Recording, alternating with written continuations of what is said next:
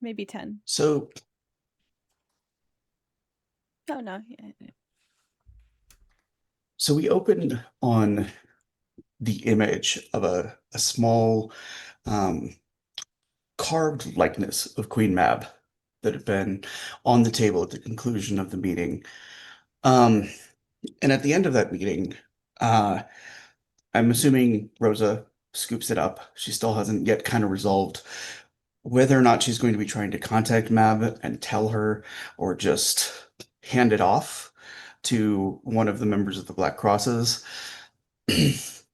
She isn't Um, even sure if she's actually not taking it, taking the deal still after talking to everybody else and a certain person revealing a secret. Whoever that uh, is,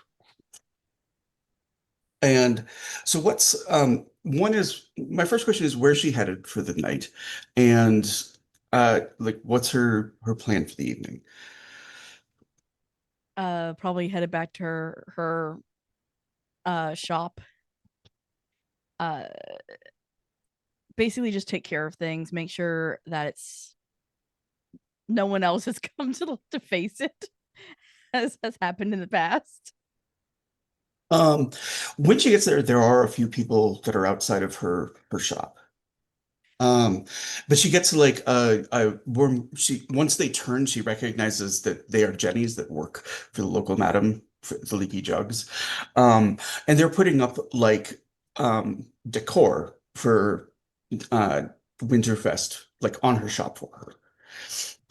They know she's on the council. They know she's been very busy. She's been, so it's clearly something that they were kind of just like intending to do as a surprise. She can see down the way that the Leaky Jugs is already decorated. Um, and it's a lot of like, boughs of holly and that kind of thing that are just set up. It's popular to set up like wind chimes or small bells and stuff like that to ring whenever there's a wind. Um, the I'm gonna have uh, Bison. Will you look up what the translation to German for Winter Festival would be? Because I want to have like a more properly Eisen sounding, like that's what the translation is too. Um, but because winters are often very cold and very harsh, and there's a tradition of sort of like celebration through most of them. Um, so uh, the and they kind of they greet Rosa, a few of them that she's given like readings to and whatnot.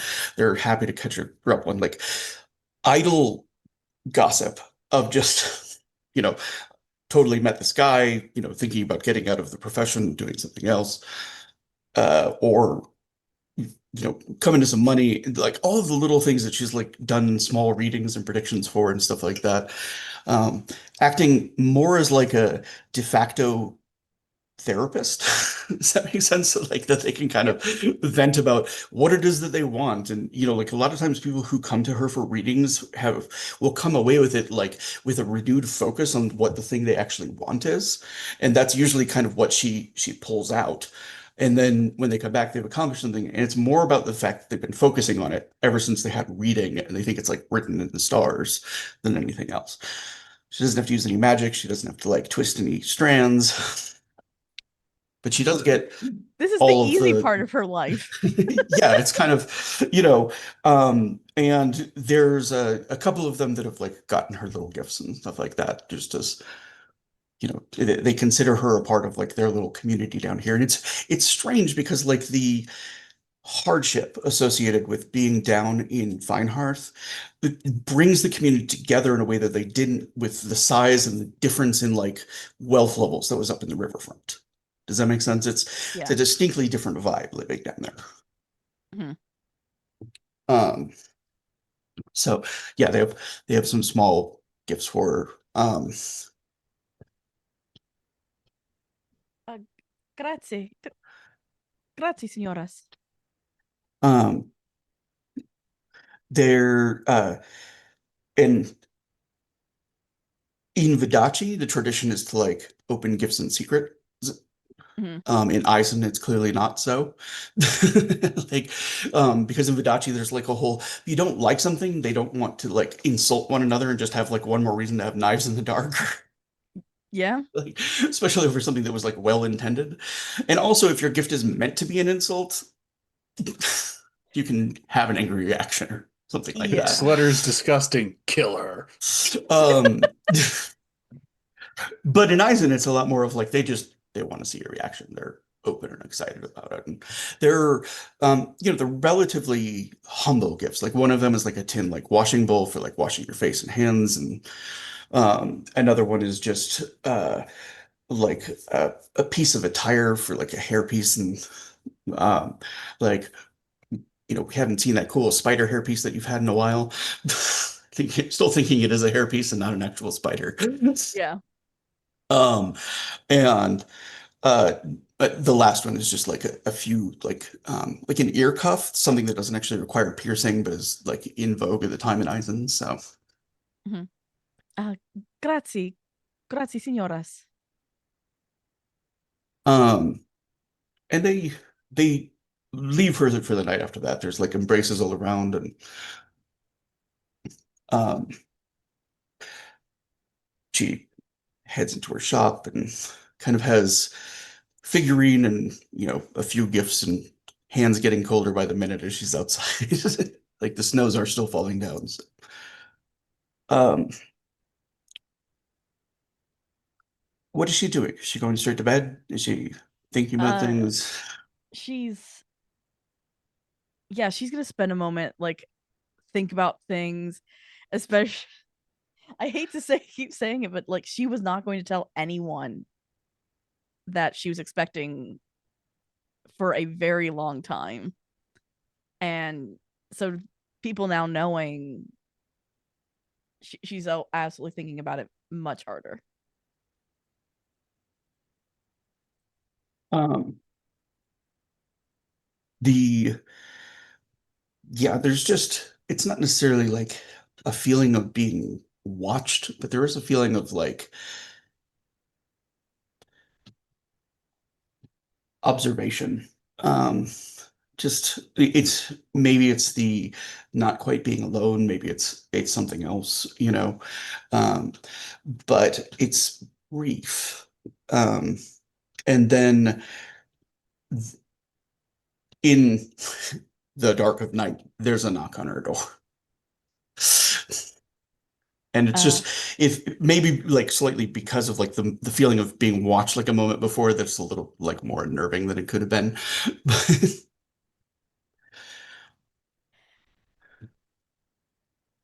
can she see like out at all? Yeah, she has like windows that are designed so that she can look out towards her front door. Like a keen eye will see her looking out, you know what I'm saying? But Yeah, because she's gonna look out because no, I know. um and she sees like sitting on her front door is Lucas, who is the journalist for the paper and also the member of the Black Crosses, the one that she saw in her dreams, and the one that she like stole the figurine in the first place. Um, and she kind of like she realizes that he's there, but she sees him. He just like sets down another like Winterfest gift, but he looks like he's turning to go afterwards. Yeah, she'll let him go. Okay. And then once he's gone, she'll open the door. Okay. Um, and yeah, there's a heavier looking present than anything that was given from the Jennies. Mm-hmm.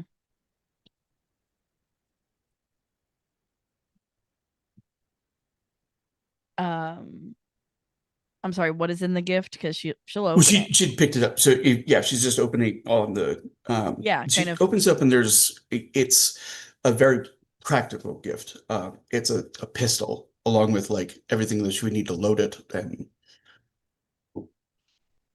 Yep, immediately back in the box, covers it up, goes inside, closes the door. Like there's a slight panic to her now because she does not know what to do with a gun. Yeah, and there's like a small note that's with it, that is written in Vidachi, and it says, "I am sorry that I made you uncomfortable. I hope this makes you feel safer."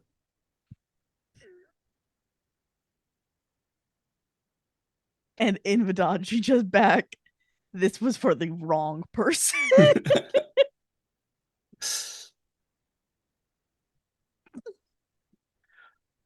Chat.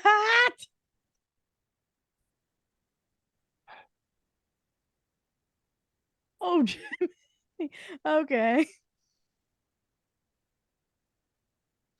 Yeah, there's absolutely she's keeping it in the box because her plan is to take it to the council to give it to somebody else who knows what to do with it. Okay. Um, and kind of a glance out the window down the street, and she's lost sight of where he is. Um, Uh yes, I do have a character that likes guns. No, I haven't gotten to play them.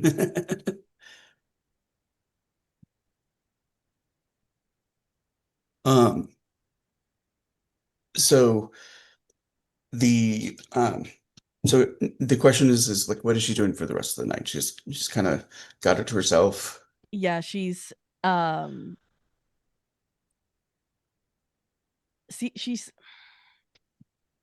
really thinking back on Arthur's words about the Fae and about how you can't trust them, but you also like she's wondering if Mob might be a better bet than her grandmother, but at the same time she's wondering if I'm the only Strega who can stand up to grandma. Um, the it's late at night, and I want you to. So this is going to be sort of like a. I'm trying to figure out the best way to do this as a check because it's essentially an occultic intuition check. Yep. So, as a master striker, what I'm going to do is I'm going to give you three kept dice for like three tiers of sorcery, right? And I think Arcana is good to go with that. So, So 8 keep 3. mhm.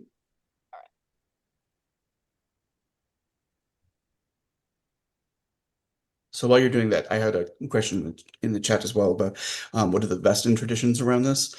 I think that the Western traditions of like there's not necessarily a lot of like stuff exchange, but food is very, very important.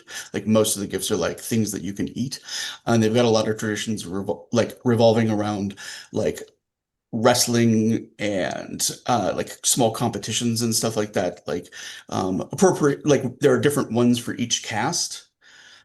And the sort of most important tradition is that the Jarl will like grant a boon to the winner of each sort of like little tournament of like those in his village. Does that make sense? So whoever's like the best wrestler gets to like ask something of the Jarl.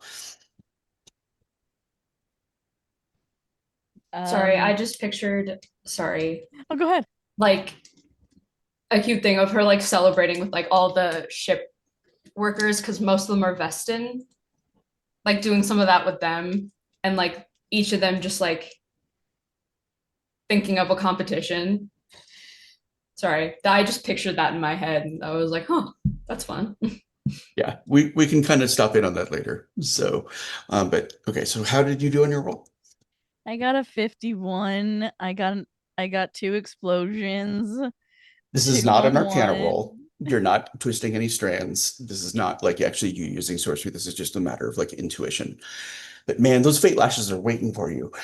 Yeah, that's what I'm saying. I'm like, So what she has the insight that like Mob is like inherently associated with water, and that she it might be that the combination of the figurine and water will provide her an opportunity to speak to Mob.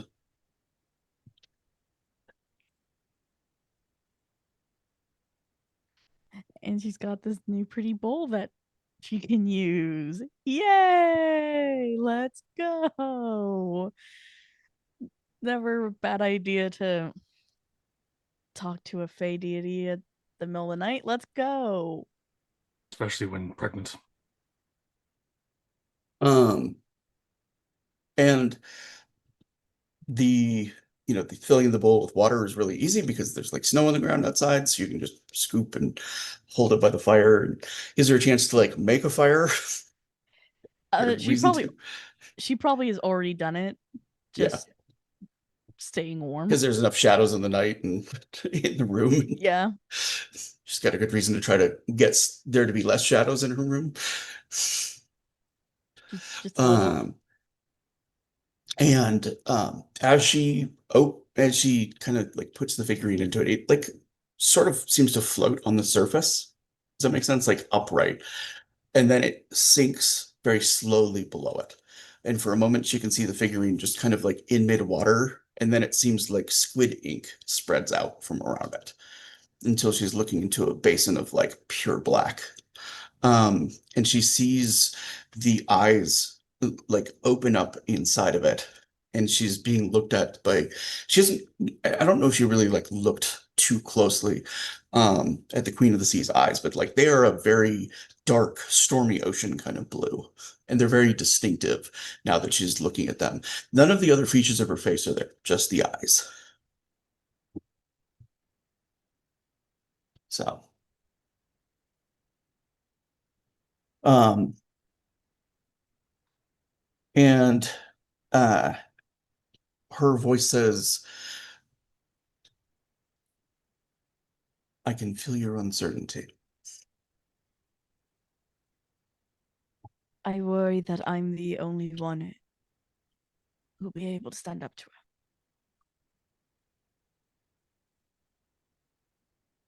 her. Um, she says, there are many things about being a Strega that my magic will never be able to replace.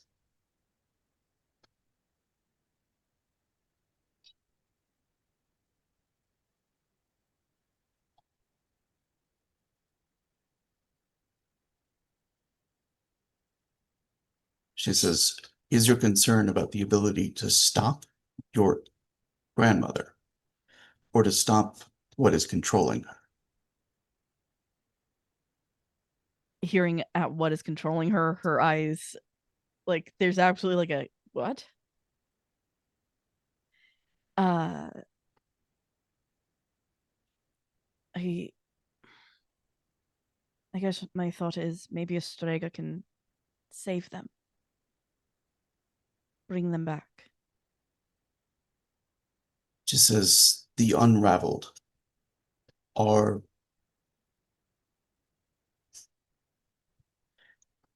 rescue is not possible, but release is.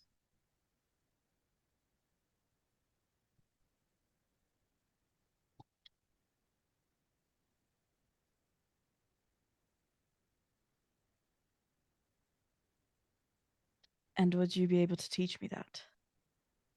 She says, it's not something to be taught. Death is what will do it. Destruction in the night ways.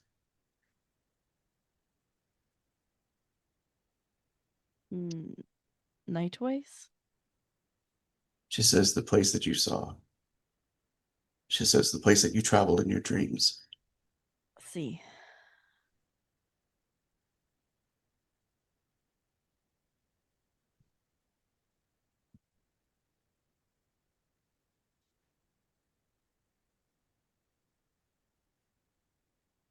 Do you know how to do that? Or How no? to slay them? See. Kill them before they kill you. She says, my answer is not cryptic. It's more that it is simple. She says, they are very dangerous, but you can throw yourself at them with everything you have. And if you can destroy them, that is the best release that they will have.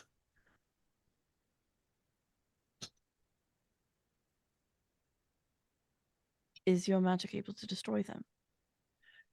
She says, my magic is versatile. She says,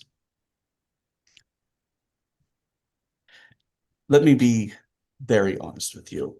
My magic will provide advantage and weapons for you to use in the Nightways against them. But the magic that you now harness will allow you to see their attacks.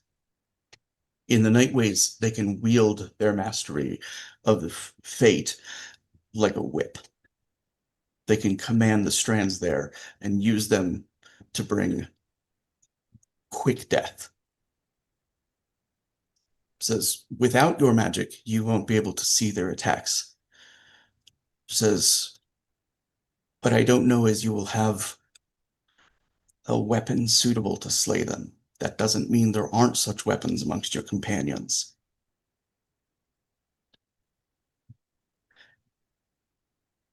Gracias, Senora, for this gift, but I don't believe I'm able to accept it. She says, because you want to protect those you care about.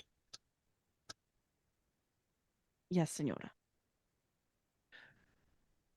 She smiles and she says, I understand. If it was the well-being of my brother and I was in the same place, my decision would be the same. What would you like me to do with the gift you gave me? The eyes are thoughtful for a moment.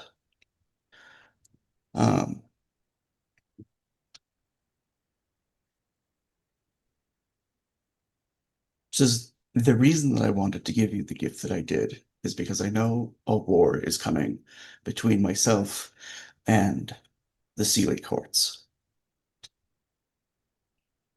She says I had looked you to enlist you into my side.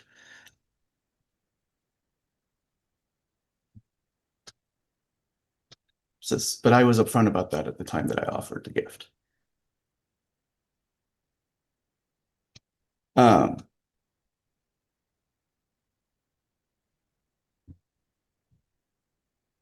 She says there's a flower shop that is within the grounds of Freeburg in which my brother's influence has taken root.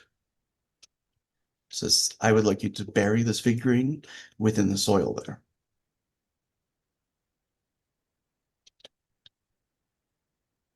I can do that.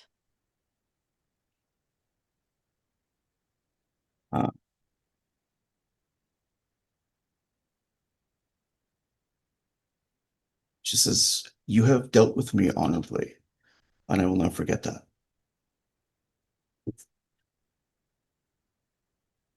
I will be honest, I did not know what to do with this originally, and my friends told me I should talk to you first.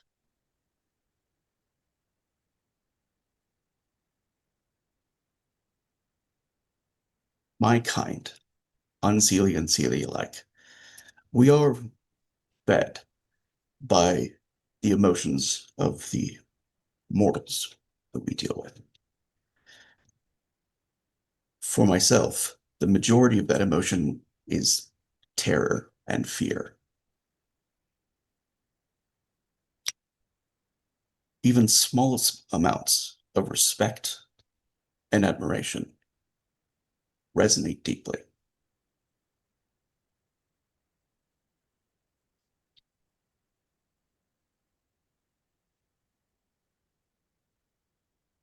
I can't look at Glory. I can't look at Glory. I keep looking at Glory and getting distracted. She kind of, No, I love it. You know that. It's just really funny. she says, you should go and bury this before you lose your nerve. Sì. Grazie, signora.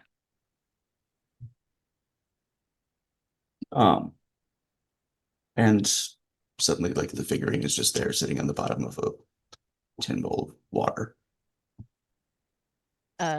Yeah, she picks it up, dries it off, As and she picks it up, it for a moment it feels as though there's like a slide of like tentacle across like her knuckles. But then it's gone as she pulls it out. yep, gonna go find that flower shop. I'm sorry. I think I just like I can't tell, but I have the impression I just gave you goosebumps with that. Just a little. um so the flower shop is actually, I think she's seen it before. She and Hans had both like been aware of its existence. And she as she or maybe it was just Hans and Henri who were aware of its existence. Yeah, I think that's right. Um but it's in the riverfront, so it's like crossing the city in the night and as winter is coming down. And there's a certain like almost desperation in the cheer that's happening. Like people know that there's quite possibly the risk of a war in winter, which is terrifying to the eyes end.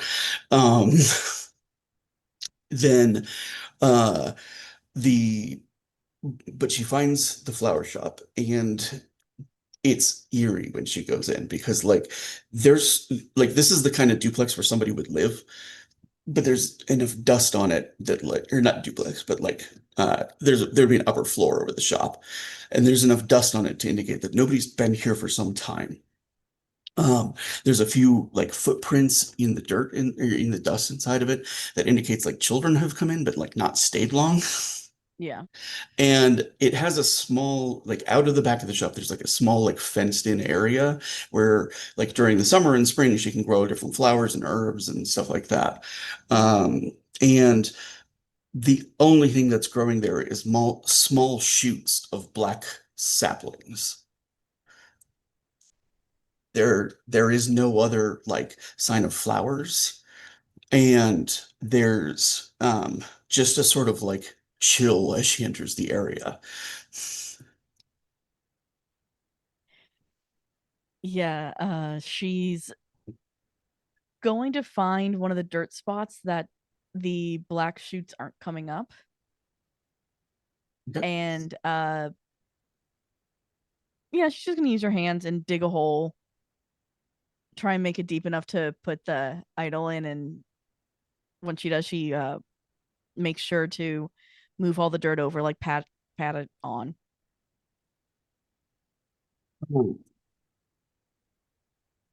The uh as she kind of like pats it down, there's movement from one of the saplings, and she kind of sees it like one of the branches like twists towards her and wraps around her wrist. And then a thorn like grows out of the sapling and pricks her finger. It's just like a single like drop of it. And as it runs down the sapling, she has a momentary vision of an absolutely beautiful man with like dark black hair. He's fey because he's like too perfect, but there's something I don't has she actually seen him before? So No. so this is her first time seeing him that's not like I I don't know if she's seen the Scat Man in any way, but like She did once when she was trying to get Honorine to believe. so she yeah, so she knows that figure and she recognizes like he has armor that's made of like the same kind of like blackwood as is growing in front of her. And she just has a momentary vision of Mob with legs instead of her tentacles looking very different. Just like wrapping her arms around him and putting her head against his chest in a deep sense of gratitude. And then she's back in the flower shop, and like there's just the little like prick where the thorn touched her, but like it doesn't feel as cold as it did a moment ago. Mm-hmm. Yeah, she'll pat it again, uh, kind of nod her head in respect to both the Scatman and to Mob, and then she heads out back home. Unless Len's place is closer. Would Len's be closer? Len's place is definitely closer. Yeah, she's gonna go over to Len's and crash.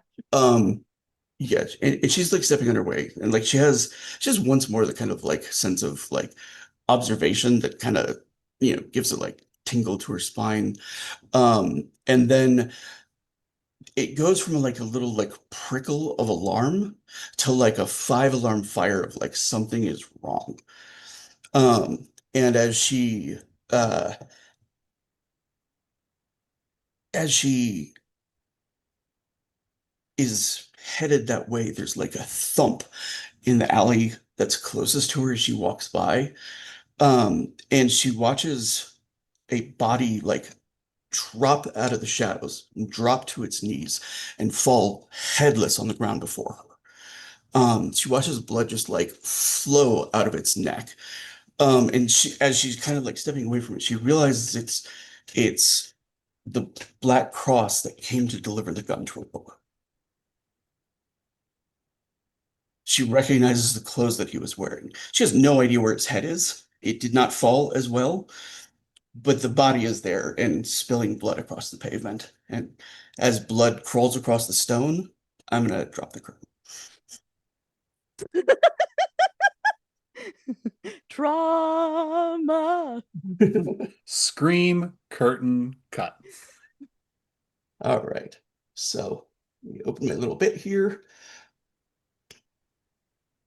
Thank you, everyone, and welcome to the Shadow of the Wachtturm. Our producer tonight is one of the moderators of Dirty 20 Gaming, the delightful and compassionate Gloriosa. You can see her ranting during our openings. Our lore master for the series is the beautiful and benevolent Syndra.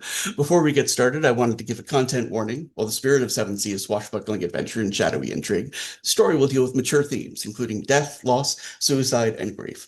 Eisen, our setting, is recovering from a 30-year civil war where religious differences may get dark sometimes, and there's no shame in bowing out if it's not a place your head can go at the moment.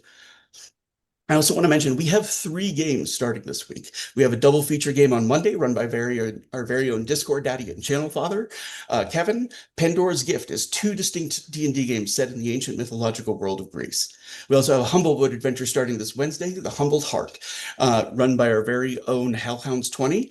Please come join us for these debuts. It's an exciting week at Dirty 20 Gaming. Pandora's Gift will be at 1 and 6 Pacific Standard Time, and Humbled Heart will begin at 6 Pacific Standard Time. Without further ado, I'm going to have our savvy swashbucklers introduce themselves, starting with Sans. Hey y'all, my name is Sarah. I go by Sans on the Discord. I am on this channel 3.5 nights a week, I think. I am here tonight as Rosa Nix, the character you just saw. Trauma. On Monday, I am part of the Pandora's Gift Nightcast as Clarity Palace, the best healer ever. Tuesday, for one last time, whenever that Tuesday is, as Magic. My girlfriend is hot on our Cyberpunk Red Carnage Heights game. And our Wednesday game, or Mask Oracle Force, I am Nightwish. How the hell am I still the leader? And our Thursday City of Mist campaign, Deviant Paradox, I am the DM of the Chaos.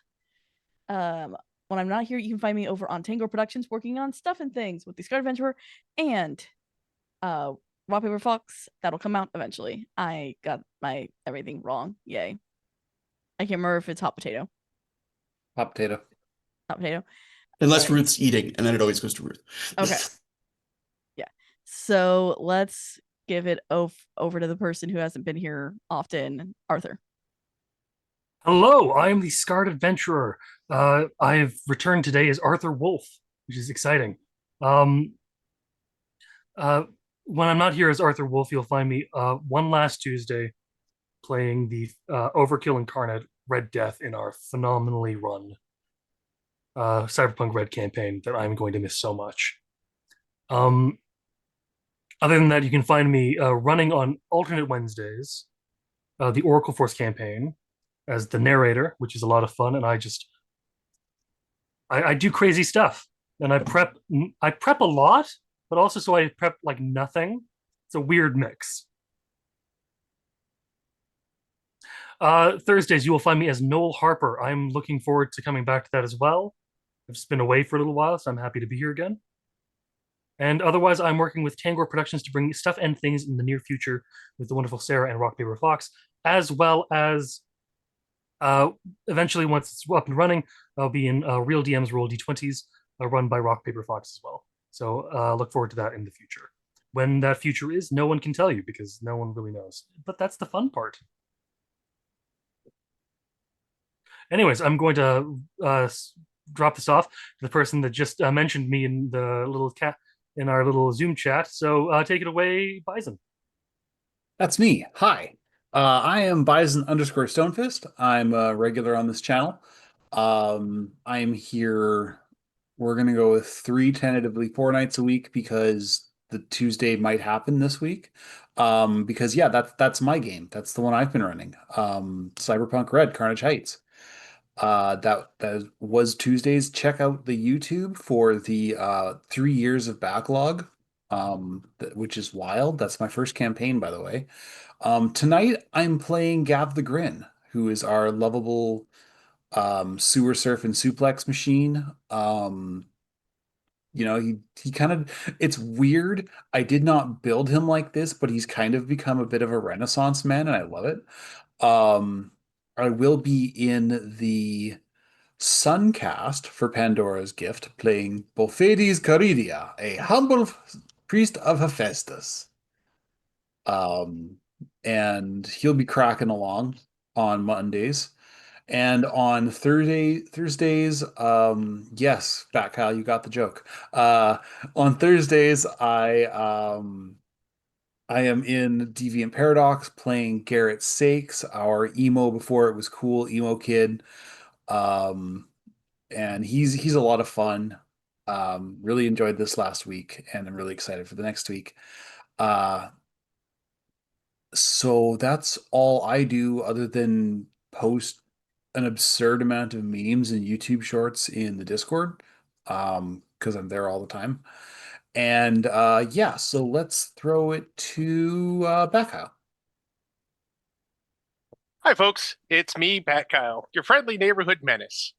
You can find me here on Sundays playing Len. What are secrets, Costin? Our Sir spy who just gets really caught up in things and starts blurting stuff.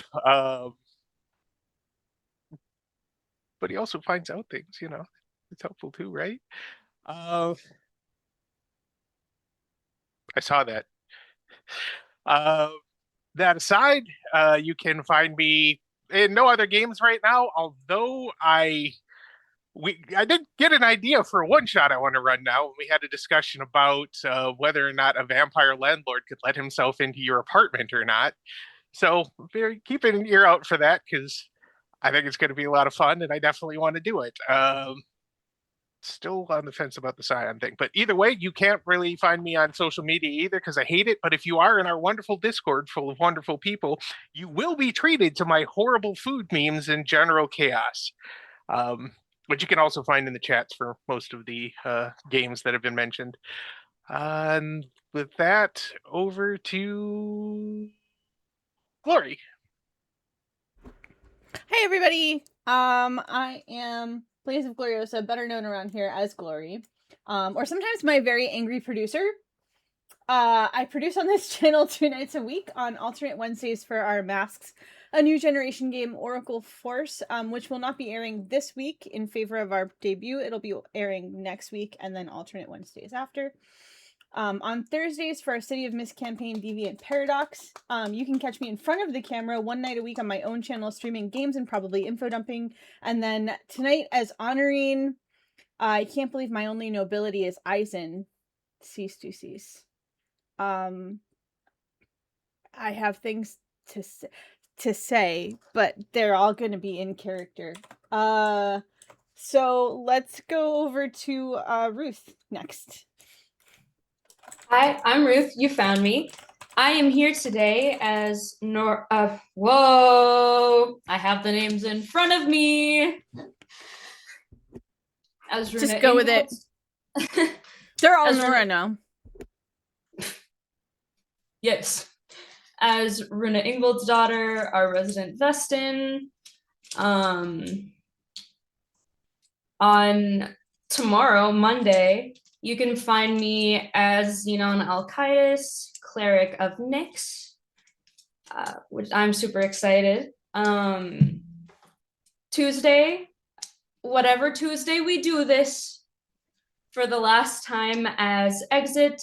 Hey, my girlfriend's also hot and didn't shoot me. And alternate Wednesdays as Trek in the Trek, the other physics-based bullshit character. And Thursdays as Nora. I got those dogs in me, Avalon.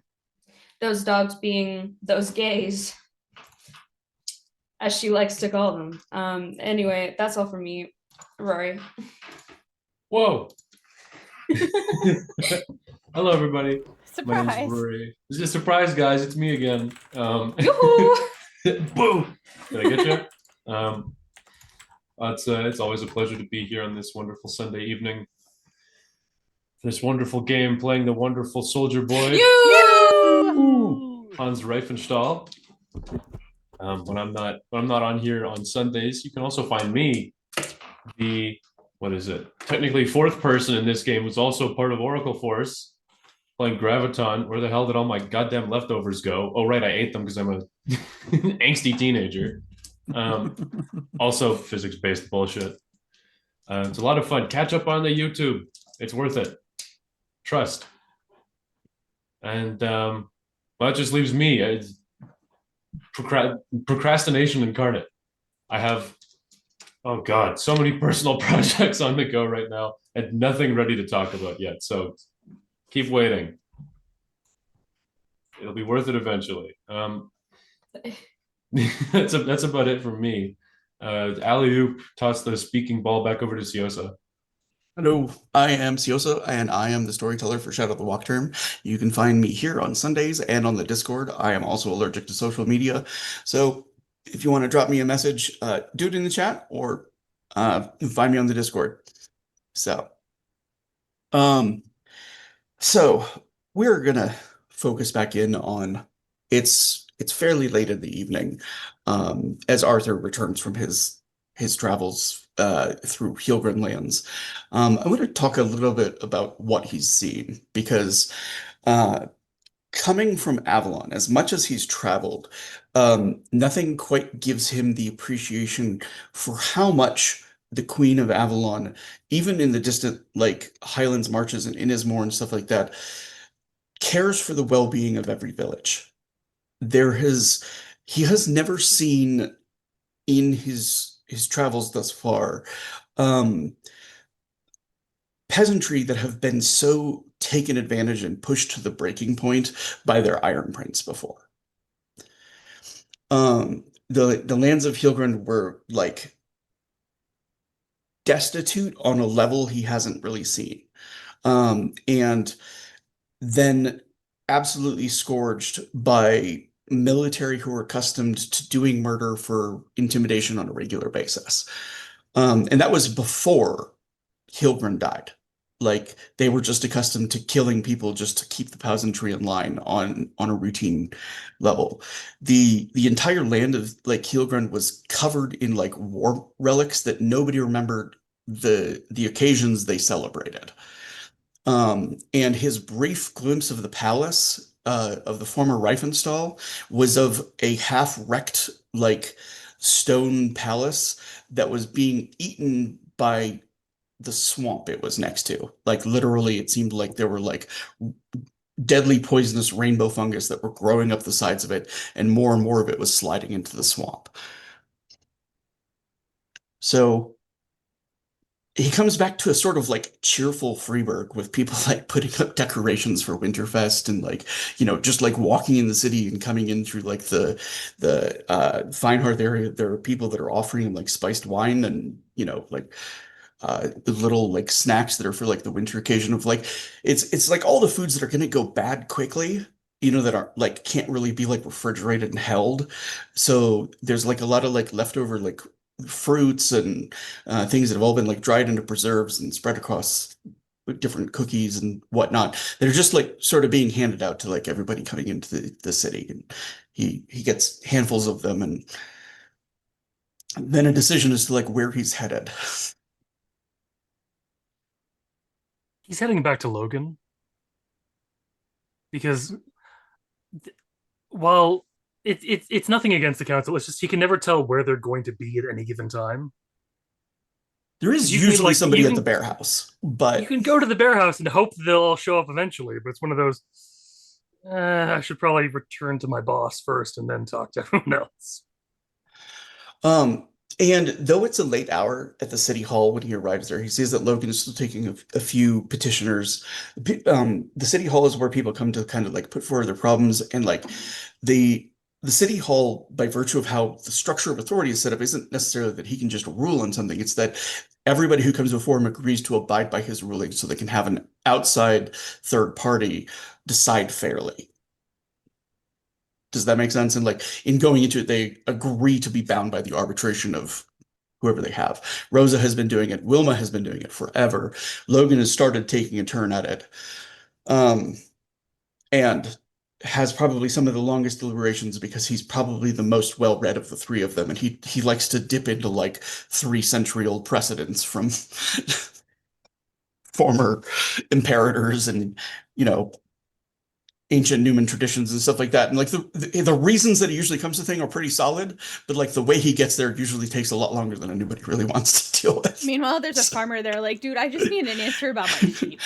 I just need to know about the cabbages before they go bad, man. So, but he does light up at like the sight of Logan, and in it, it's not even particularly like regal, the manner that he kind of gets off of the chair, comes up and like embraces Arthur and like seems just happy to see him again, happy to see his friend. Good to see you, brother. uh he kind of turns back to two people who have been like waiting through like the last 20 minutes of explanation, and he's just like, he says, the matter is decided. Your cabbages are going to go at 75% of market rate, and the difference will go to, and they just look like, at this point, even if they didn't like the decision, they're just happy to have one. And he's like, and that will be it for me for tonight. And, kind of goes to like collect his cloak or his coat, and walk with Arthur to where he has an apartment in like the main area. Arthur, of course, goes with him. It's just He says, it's been exciting while you've been gone.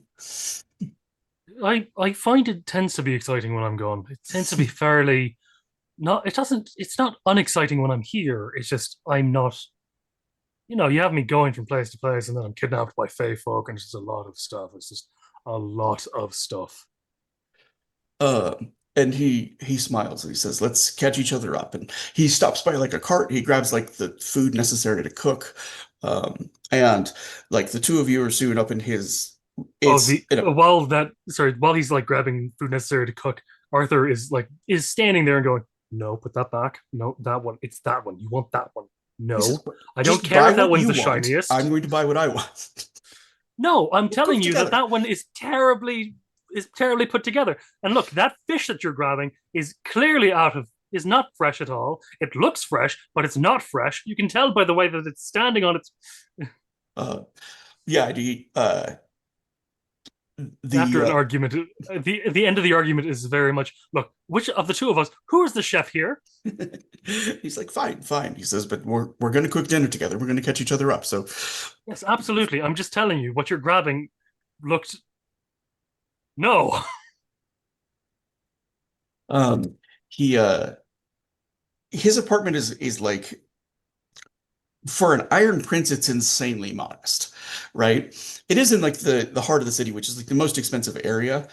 And there's like a bedroom that's like just permanently Arthur's. Like he doesn't have to stay at the inn anymore. He Oh, can that's just come lovely. here. He can crash when he needs to. Um, and he there we're gonna kind of like flash over the evening because it's like during the whole like preparation he explains like there's a gateway that connects to other major cities in Thea that's underneath, but like Arthur was there for like the last part of that, but that the council went through it and there were Cernith weapons, and it seems as though Runa's mother has been freed from captivity there, but Odin uh, was she became the new Odin in that process, and the old Odin is still in captivity there. It's just like I don't know if he knows about like the Dracheneisen mine that was found under the city as well. No, he's just taking all of it in as much as possible and going, I will need to be brought up. I'm listening. Most of the information you've given me has fallen out of my ears already. I'll have to get told it again, but don't worry. Um, he says, and the the biggest thing is probably that Posen is on the move against Montague, and Montague is planning to attack in return, and the council is leaving in a few days to go and fight back. All right. The key question I've got at the moment is, do you want me to go with them? Because Um, there, I, my loyalties lie more with you than just the council. Not for any more reason than just, you know,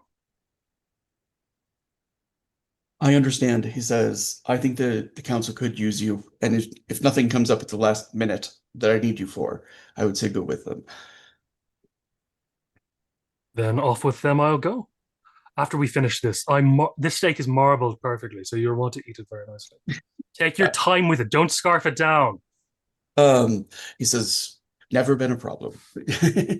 And Arthur very much knows it to be true. Like the best food can be put in front of him, and he's usually like so caught up in whatever book or scroll he's reading and whatnot that he rarely fully focuses on food. Look, I He put a lot of appreciates time it. and effort in this. And the things that he's learned to cook, he's probably learned to cook because Arthur has like taught him how to cook. But he's been appreciating the sort of adventure and the science of it, and seems a little bit more interested in like the chemistry of cooking than the actual cooking itself. Arthur got him more into baking than he does. Arthur likes to cook. He likes to bake. It works well. Yeah. Um, the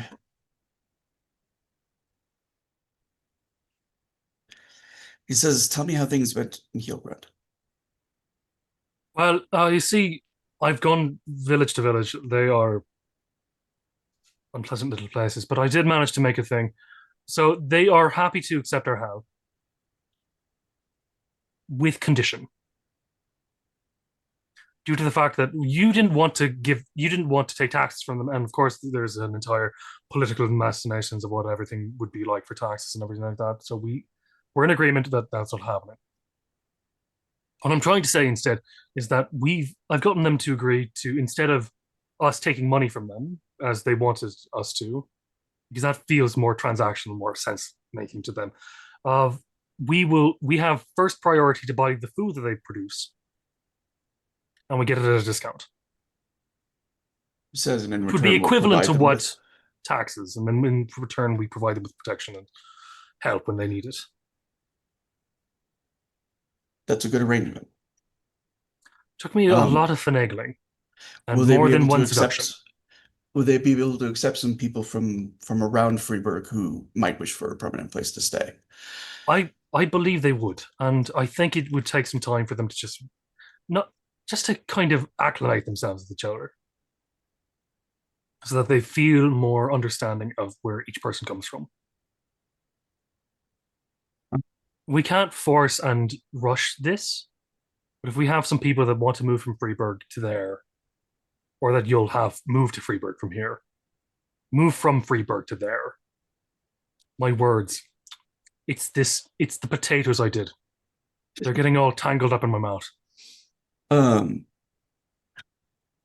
he says, I mean, they're delicious. I think it's a good compromise, and I hope it'll provide them with a few of the people that are around the city with a place to stay, and maybe they can start to replenish some of their losses from when the ghosts went mad. Of course. How was the palace? It says I understood that there was some danger with the creature that's nearby.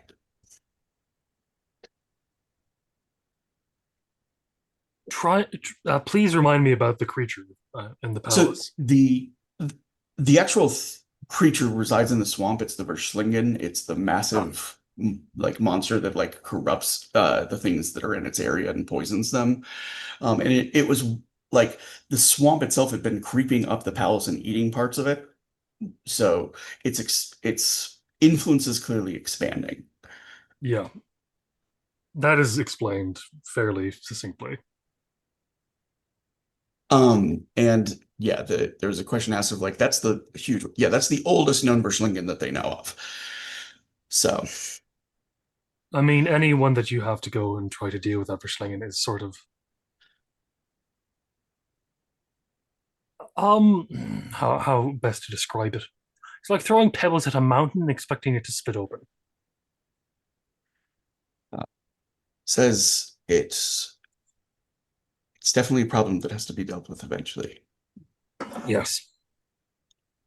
Um, there was a Verschlingen in the city that was dealt with, and now there's like a tree inside of Feinhardt that owes its existence to the death of that Verschlingen. The other one that they know of went into Posenlands, and they don't know what's become of it since. So, Well, that sounds a bit like their problem at the moment instead of our problem. It will eventually become our problem again, but until then, just coast on the fact that it's not our problem. When we have so many problems we have to deal with ourselves.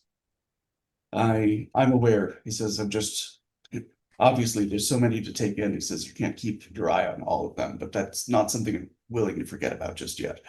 No, I don't think you should. I think the thing that you need to do, though, is to remember that while you are an Iron Fist, you are but a man, You know, and you are but a single man, and will do He the best says, that he possibly can. I am a man But- fortunate enough to have a council that proves themselves over and over again. And then put that trust in that council to take care of the things and to catch the things that you can't. You know, Arthur then just takes a sip of what he's drinking. Just got to say, this alcohol that I got from there, though, foul. um, the he says, oh, says I got you something. And Oh. he has he says, I don't know if you know how our Winterfest gifts work, but I am not as familiar with the Winterfest um, as I yeah, maybe should be. Normally, he I says, was causing chaos. yeah, I think the Winterfest in Avalon is a lot of like the things that we're leaving out to please the Fae, kind of like gifts that are just sort of like offered next to like mushroom circles and stone columns and less like Yeah. gifts given to each other because you don't want to like invoke the jealousy of the Fae for something that you've given to your cousin or some shit like that. Yeah, that makes sense. Um, and um the gift that he has for Arthur is um it's a sketch. And at first, when Arthur looks at it, it takes a moment to realize that what it is it's like a design for a tattoo.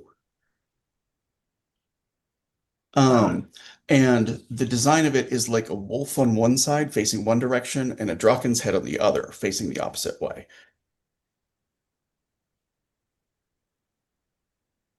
I'm going to need to find a tattooist. Um, and he says you like it. Oh, I love it. It's fantastic. Is it something that you would want to get yourself, or is it more just one thing that you think that I'd enjoy more? He says, I've never had one before. He says, provided he says it's not as embarrassing an experience as I suspect it might be. I'd be happy Embarrassing, no. to. Painful, yes. Um, hey, a few months ago, I didn't think I had much capacity for pain, and then you started teaching me to box. I did. We should do a little checkup on that as well. Arthur kind of looks for what he's got because he doesn't own a lot of stuff. And you think that the fact that he doesn't travel with a lot of stuff and whatnot is part of the reason that was why he went with the present that he did. Yeah. So, he says, I'm glad to have you back. I'm glad to be back. Give me a minute. And Arthur pretty much goes off, and he goes to his room for the little room that he has in his place, and he tries to, with what little he has, to try and fashion like a little tiny, like pendant, kind of using a coin from Avalon, similar to the one that he has. It's not the same kind of coin, but he tries to just, or I think actually what he'll do is probably realize halfway through he doesn't know what the fuck he's doing, and then go and pay someone to do it for him. So we'll say that like there's no like you have to give them gifts on the first day of Winterfest kind of thing. So Oh if he no, wants but to take Arthur some time feels to like he get it should done take properly, yeah, he's going to take some time to get it done properly, but he also just feels I should get him a nice thing. He did something so nice for me. I need to do something very nice for him. yeah. So we're gonna And cut away he's going to go to like a silversmith or something, okay. so that he can actually have a coin that has the head of a draken on one side and the face of a wolf on another side. Runa's Like that. a blacksmith, if that would help. He is going to beg very politely.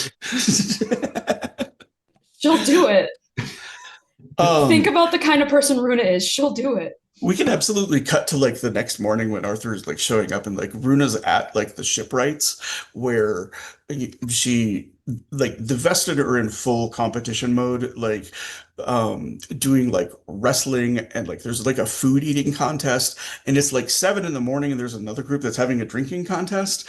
And Oh, I'm going to go over there in a minute. But, Runa, hello, it's me. Hey. So I've got a bit of a favor to ask, and I'm Okay. realizing now that I should also. I don't own a lot of things, Okay. and I've come to the understanding that Winterfest is a time where you exchange baubles and lovely trinkets to people that you care about. Right. So I need some feel help like in making those. Is this her first time hearing this? About Winterfest? The gift giving tradition. She's seen it going on for like the last little bit. Like ever since the first snow fell, she's seen Okay. gift Okay, giving. then that affects my answer. Yes, I've actually been making everyone something. Oh, fantastic! What do you need, Arthur? I was wondering if you could do, and he goes into the kind of the coin design he wants to make for Logan, and then he also wants to make something similar for the members of the council. But he will also defer to you for like what would be a good thing that would work for that.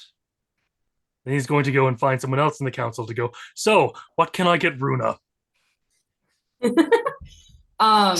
is all so confusing. I've never had to give gifts before. I just have to describe like in the background. It is now like 8 in the morning, we'll say, and you see like 2 Vestin crawl up on top of like the shipwrights building, and they're like on top of like the thatched peaked area, and both of them just like rip off their pants and jump down it and belly slide on the snow into and like off and onto the ground, and then like the one who goes farther like stands up and is like has apparently beaten the other one. I'm imagining Nobody else Sounds like thinks this is freshman year. unusual except all of the eyes that are in the area like what the fuck just happened. I love these traditions. You know, see, my tradition was always give something to the Fae so that they don't come and drag us down into the. I stopped giving things to the Fae a while back. That makes sense for you. Yes, I'll help. I'm happy to help. Thank you so much. Now I'm going to have to inconspicuously look over there, and then he bolts off the second that you even like blink. Before he would have went, she would have asked him to like pick the coins he wanted. Oh yes, of course. He actually like pulls out a little thing that he doesn't have a lot of money, but he does have round discs that And he's been Runa's to a not lot of asking places. him for money. Oh no, he's giving the money to put the things on. Yeah. I Here- just wanted here are to your make it clear materials. that Runa would not have asked for money. She's just happy to do it for a friend. Ah, wonderful. Wonderful. So, lovely seeing you. You too? Do you know Good where to anyone know. else is? Hans is probably out and about. I'll run into him if I run into him. That sounds good. Okay. And Let's given the time, everyone else may still be at home. so we're actually going to cut back. So Rosa, I assume, went to Lens last night after seeing body. Did she report body to the guard? Yes. Okay. It's kind of a just saw body. I didn't see anything else. Yeah, and they and then I assume kind of headed to Lens, lets them know that that's where she'll be, etc. Um, and uh, how how freaked out or panicked is she at that point? Um yeah, she's not doing well. She's kind of like there's absolutely a bit of like panic on her face about seeing a body land. Yeah, that's never gets easy. Do you have any idea if this was a warning or something possibly done for your benefit? I don't Quote, know. unquote? He had given me a gun for Winterfest. That's a weird gift. Yes, it wasn't just a gun, it was the gun and the bullets. It was the entire thing. Was there any sort of note or anything? He Because that could be wanted taken a lot of he different hoped ways. it made me feel better.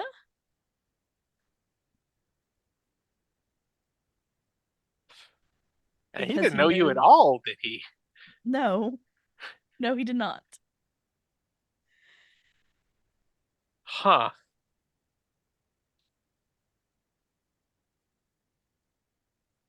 Well, they are engaged in a lot of battles with a lot of different factions, it seems like. So I'm just glad that who or whatever did that to him wasn't actually interested in you necessarily.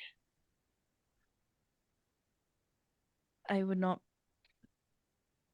She would have told him that this was the same person that stole it the first time. Does she tell him everything else she did today, or is it really just the headless guy part? No, she tells him like everything. Oh, well, that could have been remember how I and sort of we all mentioned that there could be unintended consequences to somebody using a Fey gift that wasn't meant for them? Yeah. Yeah, and Mab has a really scary brother who can act in the city. I know very. So The Yeah, I'm gonna kind of like I'm gonna assume that there was a long process of kind of like snuggles and calming down and stuff like that. That like they haven't really yeah, slept that night, but like a lot of come apologies morning, too. just to A sort lot of of like catch everybody up in the same timeline. There is a knock on the door. And the two guards that were there are both outside of Len's door. Eek. Lynn's looking at them blearily, Yeah. shirtless, Yeah, and he in says, pants. and they're like, Miss Nix told us that she'd be here. Yeah, yeah. Yeah, let me get her. Come on in. Um, Yeah, and they come in and one of the guards looks to Rosa and says, "We've spent the night searching the area that you indicated. We haven't found a body. We found blood aplenty, enough for us to go looking for a body. We searched the sewers underneath. We've gone into the homes and the area around it, but we don't have a body." Oh, all right. Well, New day, new problem. Got it. yeah. Well, if we stumble across the body, we'll let you know. But this feels like one of those things that's just we're probably never going to have the whole picture. Sometimes when a body is brought down a little bit too close to a sewer entrance, the sewer monsters get to it before anything else. And sometimes somebody helps the body get to the sewer monsters. I yeah. If they're unlucky, they're not all the way dead when that happens. But We do generally hear the screaming if that happens, but we didn't hear anything. I oh, just I wanted this to one let you didn't have know a that head. we've spent the night looking and we've dedicated as much manpower to it as we can. So Grazie, señores. yeah, and they head out after that. So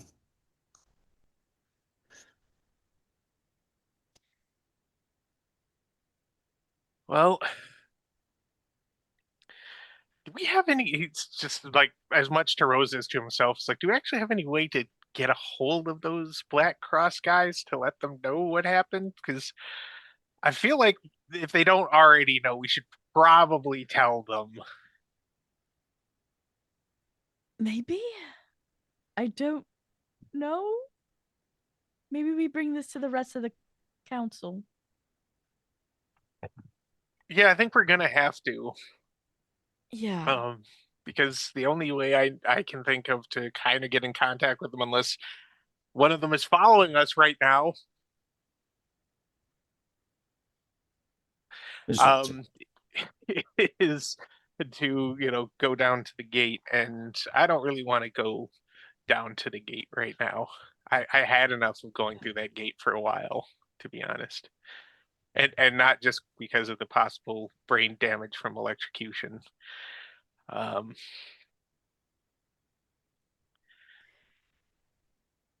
The when a meeting was organized before with them, the place that they chose to have it was at the brick house, the place where the Scott and Munn stories are told. oh yeah, And that's where you guys yeah. met, like afterwards. So We may have to go back to, is it called the House of Stone or House of Brick? I think it's the Stone House. Sorry. To the House of Stone if we're going to warn them. yeah, yeah. But let's talk to the council first, and then let them know. Yeah. Are you feeling better about your choice? I am. Good. She told me I'd be able to see the unraveled this way. You did mention when you went to that other place, that horrible other place, that you could see the unraveled doing what they're doing to the dome. So that does seem pretty useful. Which means I can protect you all if and when a fight breaks out. You can. I don't know that I can even go. I told you what happened to me, right? Like I showed up and all of my spirit animals tried to claw their way out of my body at the same time. Yeah, and that sounds horrific. It is really weird to have a bear coming out of your abdomen. So yeah, that's not an experience I'd like to do twice. I'm willing to experiment to see if I can control that to any degree, but it sucks. I don't know what is coming, but Mob even made it sound like there's a war coming. Yeah, you mentioned that. She wanted to enlist you in the war between her court and the Sealy court. Not, it's not a, would not have been a good war for you to be involved in. No, I don't think it would have been. The last time. And to think that my own system might be involved in it worries me to no end. Yeah. Yeah. Have you talked to her about her taste in men? Because I might need to. Don't let her talk back about tastes in men, though. I know what her opinion is. You want to head out and meet up with the council? Yeah, let's stop and get some desserts and coffee on the way. Some breakfast things. Espresso? Espresso, yes. When there's no sleep, coffee. See, coffee. So we're going to cut over to Gav, who has the I think he's actually probably at like the building that Hannelore has purchased for the purpose of the orphanage. She kind of went back and forth of like, do we have something that we want to try to fix up, or do we just want to like get something that we know we have to rebuild, but will be adequate to our needs? And she went to like the second one finally, because most of the buildings in Finer Hearth, they're like all kind of like real close to like tippy toppy toppling over, right? And so getting something that No they could OSHA like, back then. yeah, there's enough like money and whatnot that's like saved and whatnot that they can actually do it properly. And Orson Welles has offered some money to help as well. Um, the and it's kind of as they're like standing there looking at it, getting more of like a sense of like the grounds and what's actually she being who she is, she knows exactly how much land is included in each one. And since this is one that was like actually most of like the yard and everything around it, like what's considered part of its property, it is larger than it looks and it can be rebuilt larger than it currently is. Um, and the it's as they're kind of like going through and like peeking into closets and Honor's like stealing kisses here and there, that uh Fritz comes in, kind of rubbing at his glove, looking a little nervous. Is something the matter? He says, I got a winter rescue for you. He says, but Oh, you need to come with me now forward. I will be about a moment. He gives Hannelore a quick kiss and Yeah, he kind of like tips his hat at Honolor. Um, and he quickly like leads the way like down to the sewers. He says, "Nope, no secret mines this time, I promise." Um, but they do push into like a secret room in like the areas like under Finer Hearth, one of many that's designed to be like concealable and stuff like that. And um you see somebody is like tied to a chair. It looks pretty worked over already. Um, Given that Fritz is one of the larger members of the gang, you know what I'm saying? Like, uh, he he looks up at Gav. Gav has never seen it before. Mhm.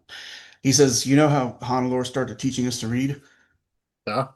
He says, "This one was writing letters back to Fauna Posen." Says, "Posing as a gang member here in the city."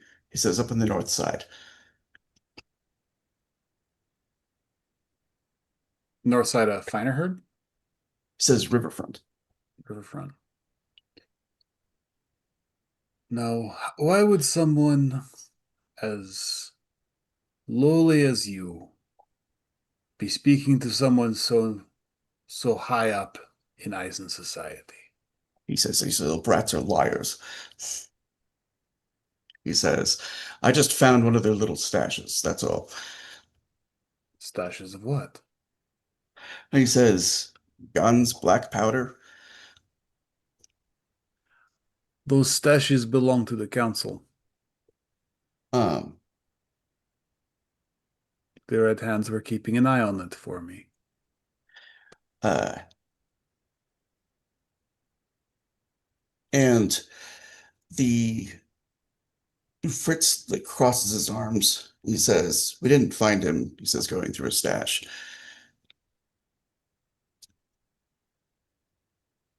Where was he? He says he was down under the merchant's quarter. He says, looking for, I think, proof. He says that Margot's alive.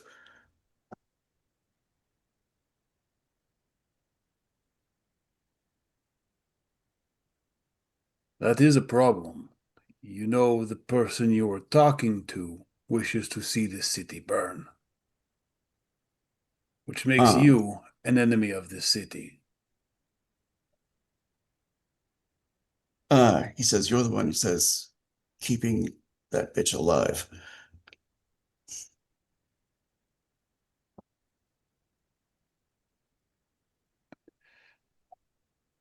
Gav's like just gets up real close, puts his hand on the man's shoulder.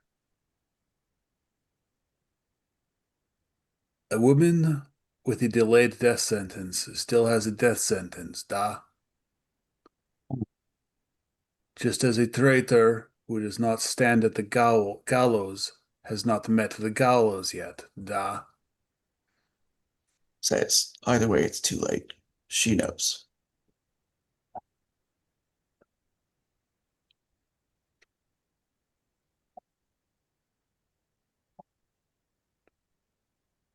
It is too late.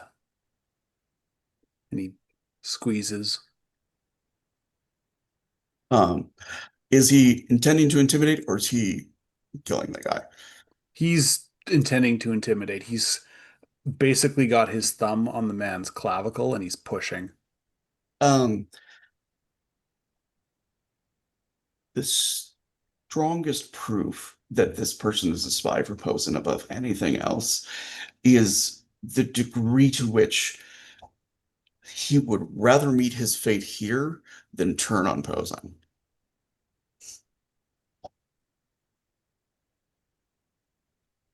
It's not a fanatic loyalty, it's fear. That whatever death Gav might give him is cleaner than what he'd get.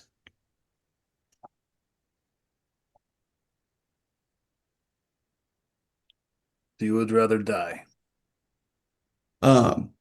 He coughs after the choking ends. And oh no, it was the clavicle, not the. I was thinking the throat for some reason. It hurts.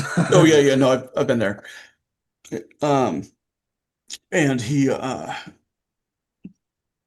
says, "You'll end my life." He says, "Posen will make my family pay."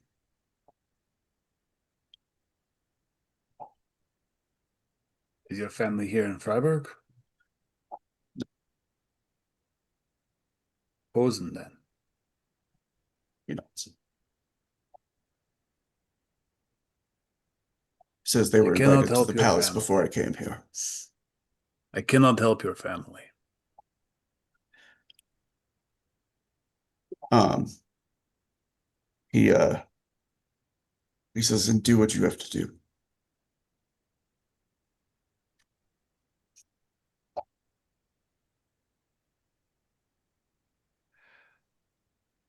He punches the man so hard he breaks his jaw, then picks him up, chair and all, The and Gav can hear as he's picking up the chair, the man starts to like, even with a broken jaw, like it's coming out garbled, but he's reciting like the last prayer, like the one you try to do before your death for like the last forgiveness of your sins if you can't see a priest. He's like, do not worry, my friend. You will not die today. I just can't have you screaming. Um, the he's still kind of reciting them as softly as he can. It's very slurred. It's clearly painful, but his bell has definitely been rung. Whether he believes Gav or not, it's more just like he's committed to it. Yeah. So He takes him to the crap, what's it called? The Wakund, okay, where yeah. And he tells the jailer to find the darkest cell and throw him in it. He says, I have to let Hans know. A spy of Posen's.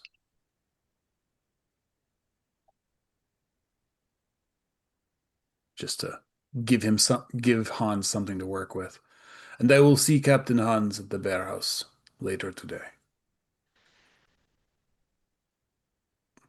So, and when he comes back out, he goes to Fritz and gives him a couple of guilder. You know, And Fritz kind of like looks at it and he's like, oh, you owe me a Winterfest gift. It's a bag. I can sing something. He sort of looks him over. It's like, have you had new boots this year? um, he he says, are you asking what I want for Winterfest? Perhaps. He says, Sort of. he says, you, Han Lord, he says, put on a feast. He says, invite all the kids. Tradition. He says, it'd be good enough. He says, gift for me.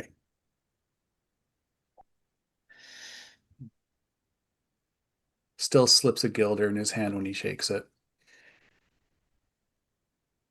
And he heads out after that, and Hans does get the message of like, we have a Posen spy that's been deposited in the Wachtturm with a broken jaw. Still in the chair. Like still tied to the chair.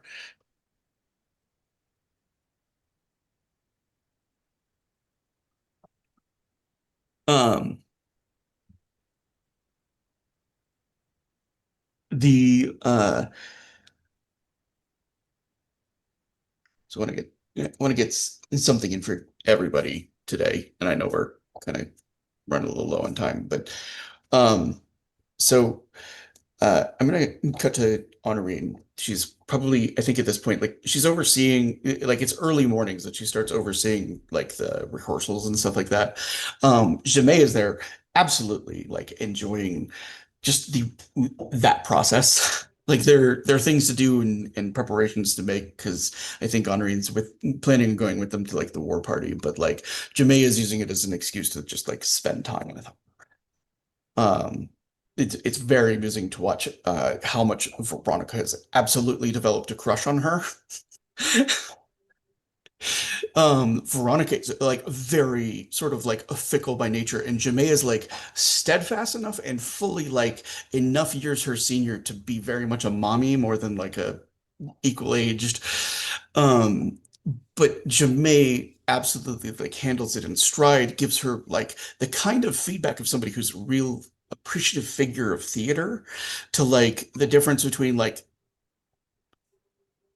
what it's going to take to turn her into an actual leading woman. Does that make sense? The gravitas that she needs, the she's got the singing down, she's got the dancing down. What she needs is to like command attention. And Janae frequently sort of gets on stage and shows her small things of like, this is how you make eyes come to you rather than like striving for attention. Okay. So Yeah, Honorine is kind of involved in this process. She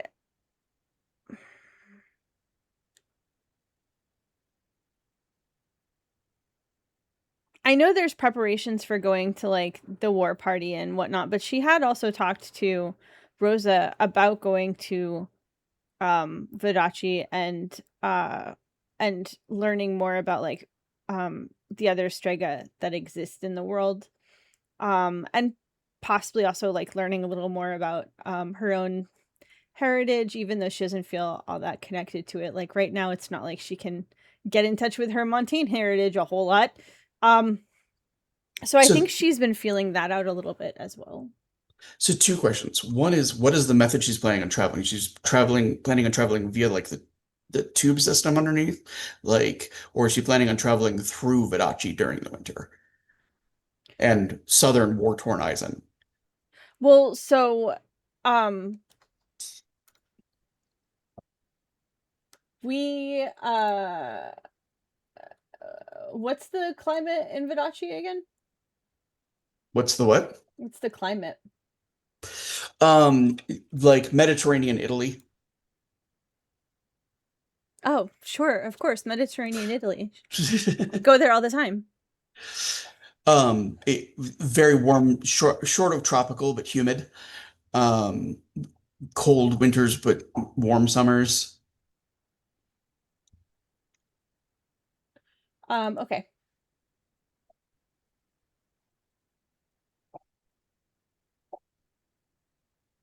I think she's probably gonna take the see at the very least explore like where the portal goes.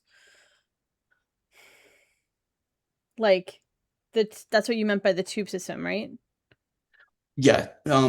So the portal, according to like the maps and like her best ability to sort of cross-reference, would go to Numa, which is itself not really like a city of great relevance in Vidachi any longer, because the parts of Vidachi that are considered like important are the island chain to the south where the merchant princes are.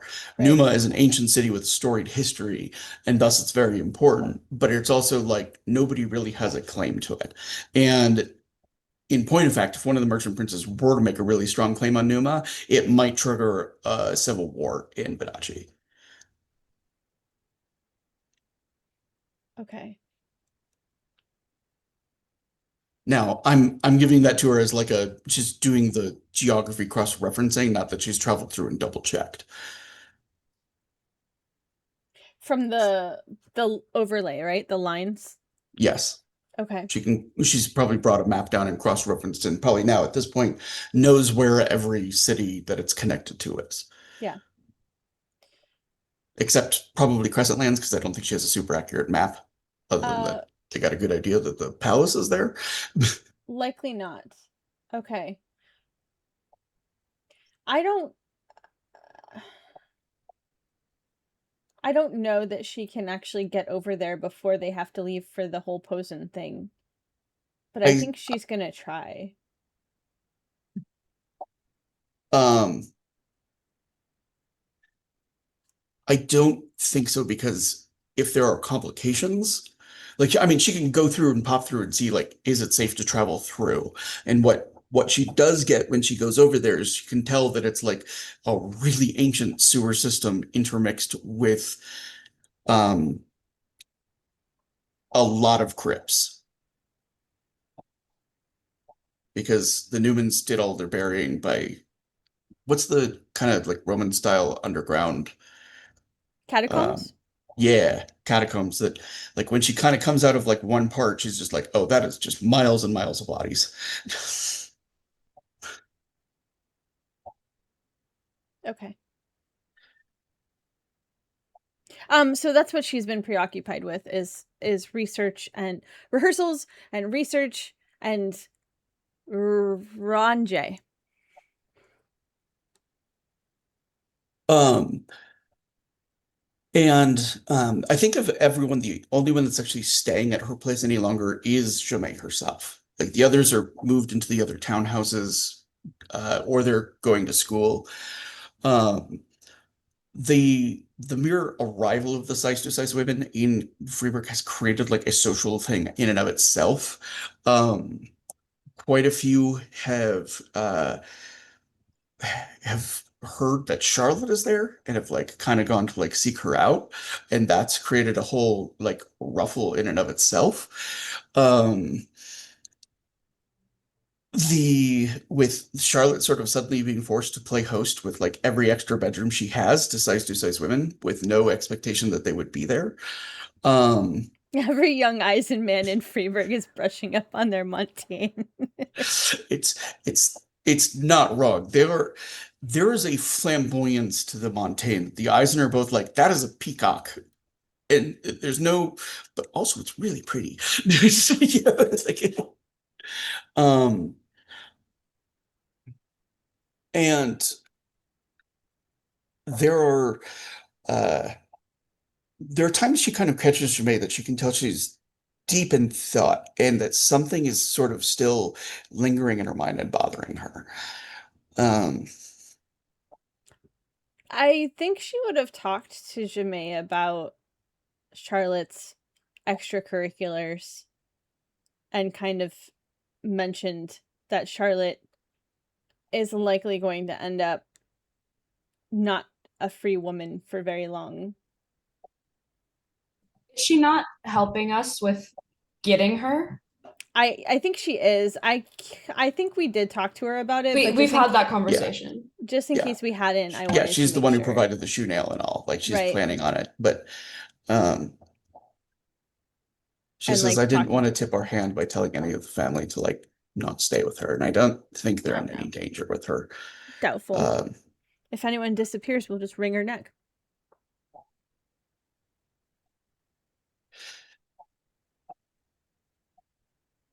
Take care of the problem. She kind of like flips the book that she's been reading through up, and you realize it's like an occult text. She says, I've been doing some reading, trying to understand what I think happened in Charus.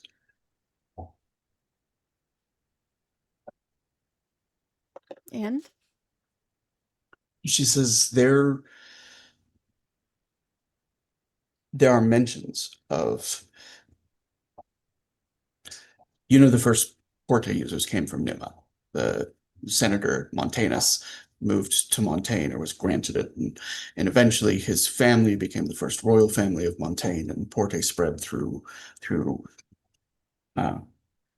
his line.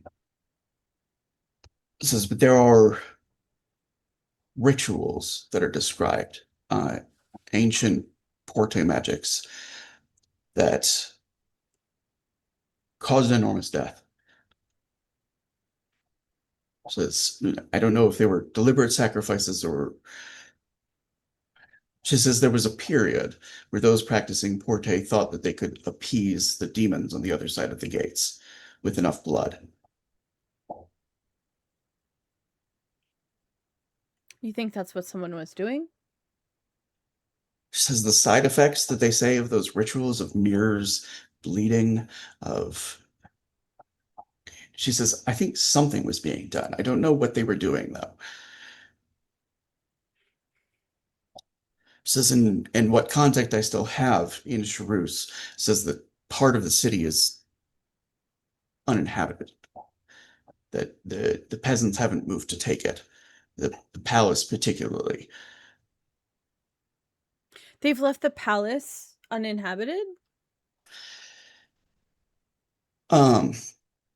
She nods. She says they've claimed the rest of the city. I think it's mostly looting and desperation at this point.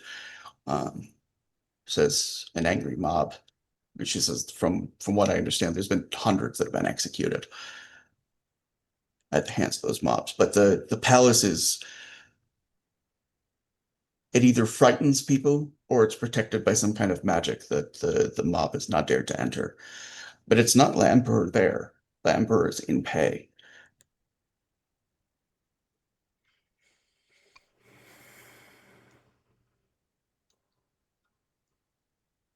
I don't feel like I know enough about this to actually contribute in any meaningful way. I would like you to make a wits and scholar roll. And I'm going to give you a +5 bonus on it from the books that you took from Hilbrand.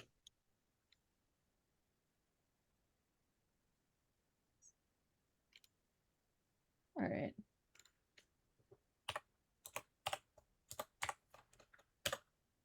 Uh, 35 total. Okay.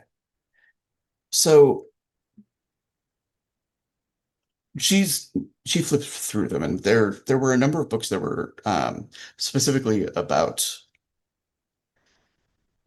just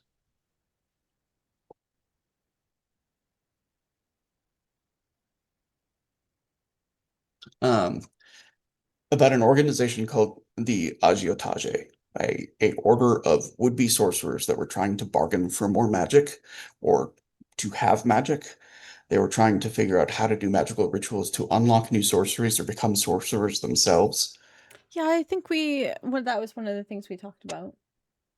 Yeah, and the specific sort of like intensely bloody rituals and stuff like that was a hallmark of the kind of things that the Agiotage were doing. They were powerful individuals, but they weren't sorcerers, and they were willing to do a lot to try to become that way. Um, and there were um, there were descriptions of side effects of some of those rituals that match the kind of things that she's talking about. What about also the science of blood? The one specifically about the connection between sorcery and blood. Um, and she's kind of like late into the night, like reading with her aunt. Um, so what it's actually some notes that Hilgrind himself put in, which is he theorized that so Alvaro Arciniega is the scientist who's actually working on it, and he believes that he has distilled the ability to create temporary um, potions of sorcery effectively that allow like limited effect using the blood of sorcerers. Um, the it's and if Henri had to guess, it is research of that nature, which is why the Inquisition like declared a praxis on the Invisible College and like basically like went nuts on it. Does that make sense? Because they weren't just like doing science, they were doing science on how do we get sorcery. Mm-hmm. Um, and the science of blood is actually sort of in the vein of the agiotage, but it's in a different direction. It's how do we unlock this for ourselves, but not doing it through mysticism and ritual. They're doing it through scientific inquiry. And Hilgrund has notes in both books. Like he seemed to think that both were potentially viable methods. And one of the observations that Hilgrind has is that like the first sorcerers were taught magic, not just bounded into their blood. And then over time, as generations upon generations were taught the same thing, it began to be viewed as like bloodline linked. But it's entirely possible that anyone could be taught any magic. Well, I mean, Jamae is a sorceress, So but the Honoring, I don't think, can teach her how to start a fire. and and probably not. And it might be that certain sorceries preclude the use of other sorceries, but there's the possibility that like the act of sorcery changes the person using it. So the use of one prevents the use of another. Hmm. But the thing is like all of that knowledge is now considered sort of like antithetical to every noble bloodline out there because noble bloodlines are about we have access to sorcerer's ability. At least outside of Eisen, I should say. But even Eisen used to have its own magic. It's gone now.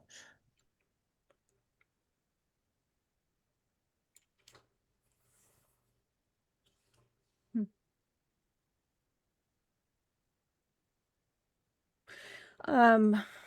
So the amount of blood that did come out of the mirrors and everything, the idea is that the bleeding mirrors were not bleeding from, like, it was a mystical occurrence. It wasn't necessarily from the blood of people being like sacrificed or whatever. Or are there a bunch of people missing in the city? Oh, there's absolutely a ton of people that are missing. There's a ton of people that are like now missing that they don't know if they just escaped somewhere and they're in hiding because they were Porte users, or if they were killed by the angry mob that was breaking in, or if like something happened in the middle of the ritual and they like disappear. Well, Just I mean, there are going to be a bunch of people missing in a city like that.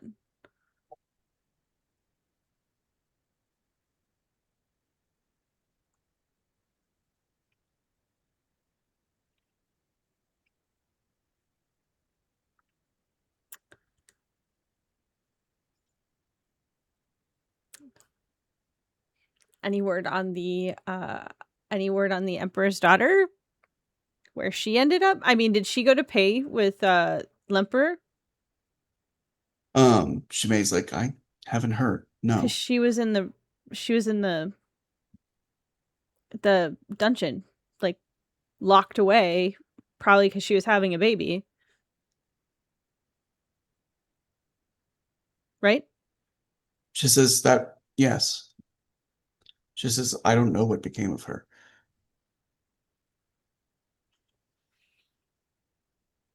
And if everyone's scared of the palace,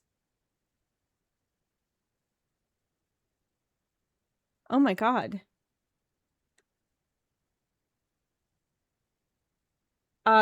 Should we go check on her? Shimei says, the city is surrounded by angry peasants who would have our heads. No, I mean through the portal. It's under Charus. It's not under the palace. We would still have to get through the city to get there. Well, is the underground surrounded? Jesus Christ. She says it's definitely not safe, whatever it is. Sorry, I had in my head that the portal went under the palace for some reason. I think it's because I got the Crescent one and the Montaigne one like a little bit confused in my head. Yep.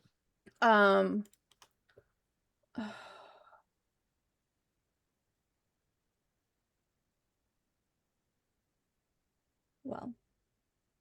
Wow.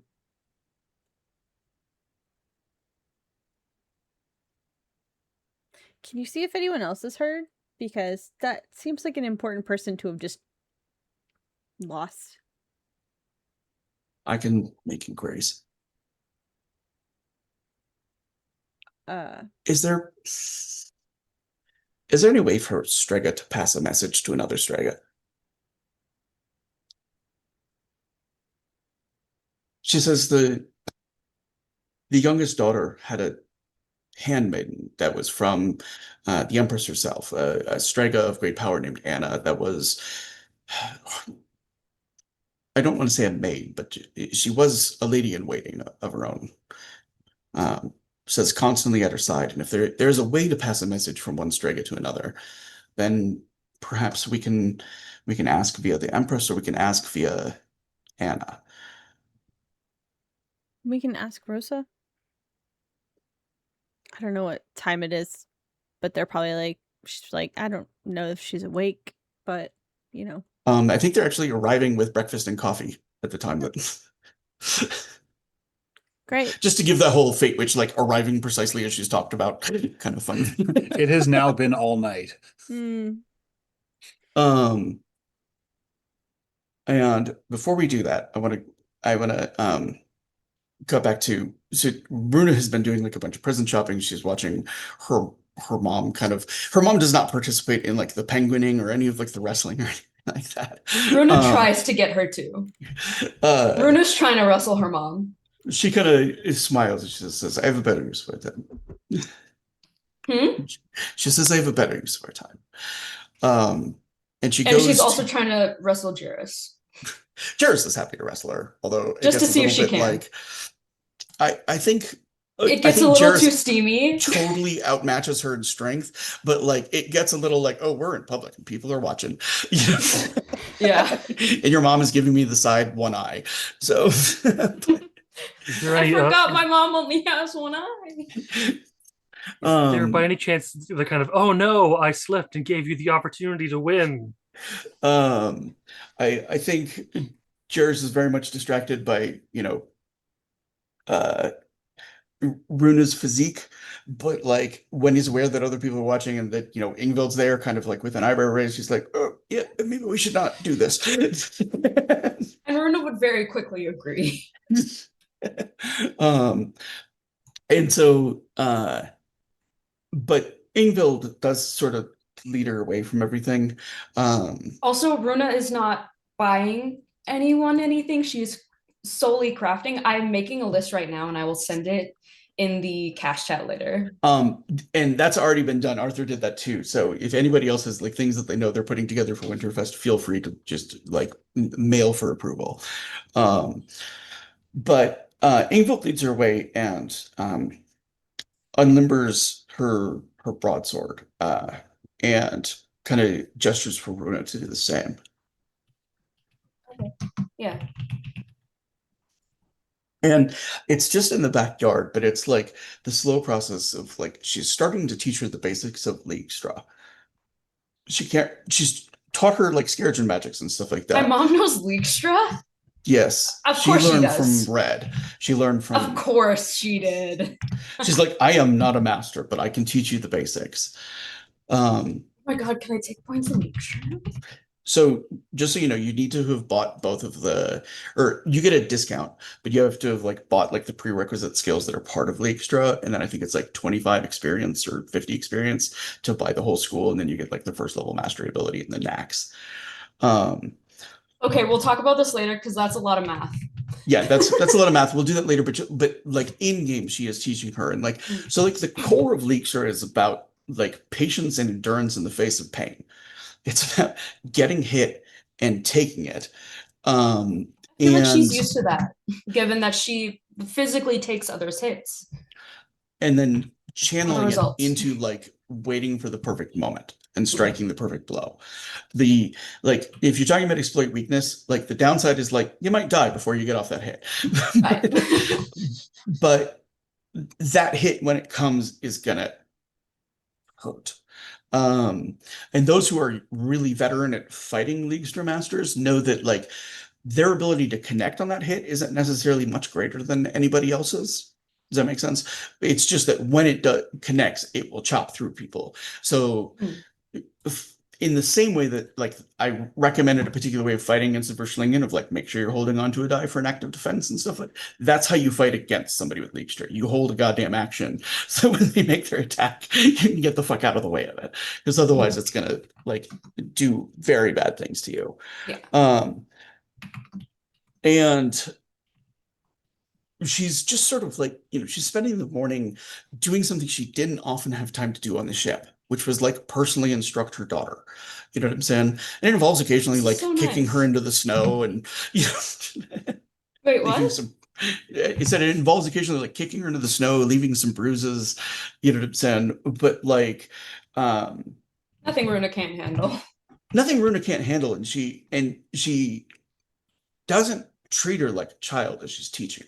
Does that make sense? She knows she's a full-grown woman who can learn this, who can take hits, who can do all of those things. And Runa, Ingvild can tell that Runa is actively having fun, learning, and having this time with her. yeah. And there are times kind of like during this bar that like once or twice like Ingvild just kind of like catches her by the waist, and then instead of like flipping her to the ground or giving her a hit, it's like she just kisses her on the cheek and like pushes her back, Um, and at the end of it, she just kind of like leads her back out. It's the style of her mother's leadership has always been sort of like soft and away from everything. Like when she has praise to give somebody or when she has to dress somebody down, it's away from everybody else. I mean, frequently it was at like the fore of the ship, so people knew what was happening, but they didn't necessarily know what was happening unless they could read the face of the person being talked to, right?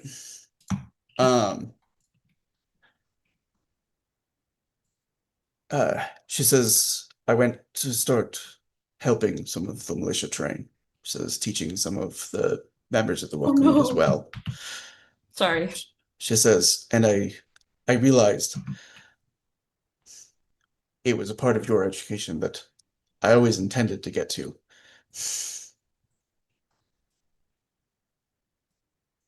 I'm glad we got there. She nods.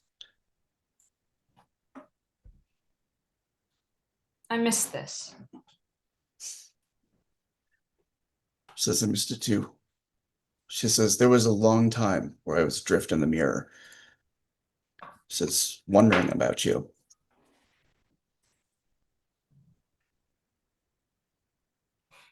you had been away from yourself. And the ships went down, and she says, I checked in on you, and you were alive somehow. She says, but you're still gone. Yeah. I don't remember much from that time. But I'm here now.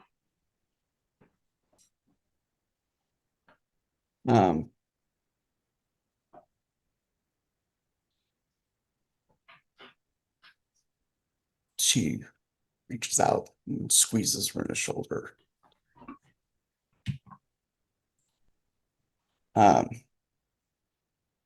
She says, you remember that merchant? The one that I spared? The one that you said helped you? Yeah.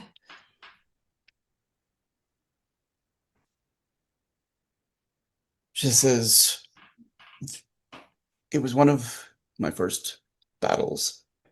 She says, one of my first real battles, taking that ship. And we lost good men. She says, but it was also the first morning that I woke up ill. She says, woke up ill and sick and just knew that I was with child.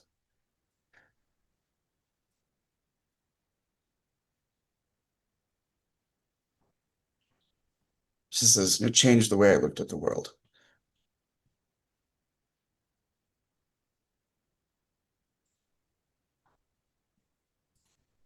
That makes sense. Turns out it came back around.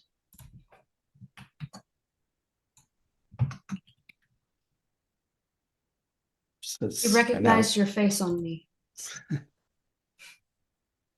You do look a little like me. I'd say so. Everyone that's seen your face knows mine.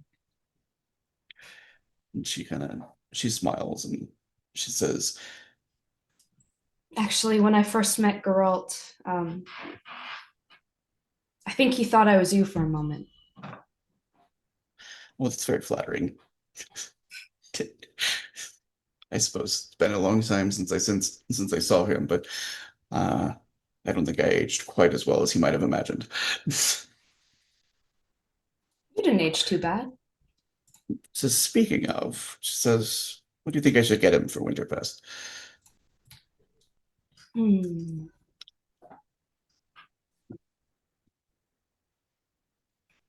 Have any Cernith artifacts? I no. um, I mean, She can- I have one, but it's blue eyes. I'm not giving it up. she shakes her head. It stays in my holster. Never use it, but it stays there. She says, I do have something, but I kind of want your permission to give it to him. What's that?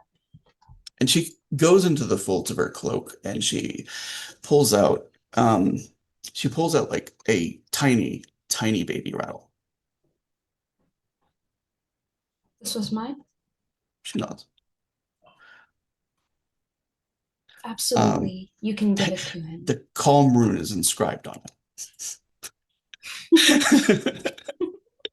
That's so cute. That's so cute. It's not like inscribed like magically or anything like that. Just, it's just carved into it. I feel like Runa's thrown that at her head a couple of times Probably. when she was a kid. She says, you think you'd like it? I think so. You don't mind me giving it to him. I don't. I think he deserves to have a piece of me as a child, because he didn't get that.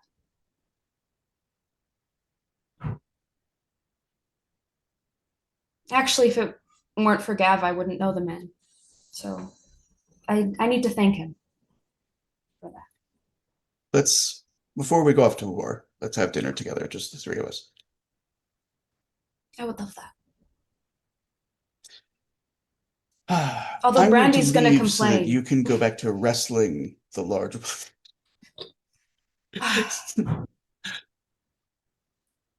That'll come. Um, and kind of like as she's, making her promises is when a runner comes from the bear house saying, like, people are getting together. And that time will not be now. And that's okay. Um,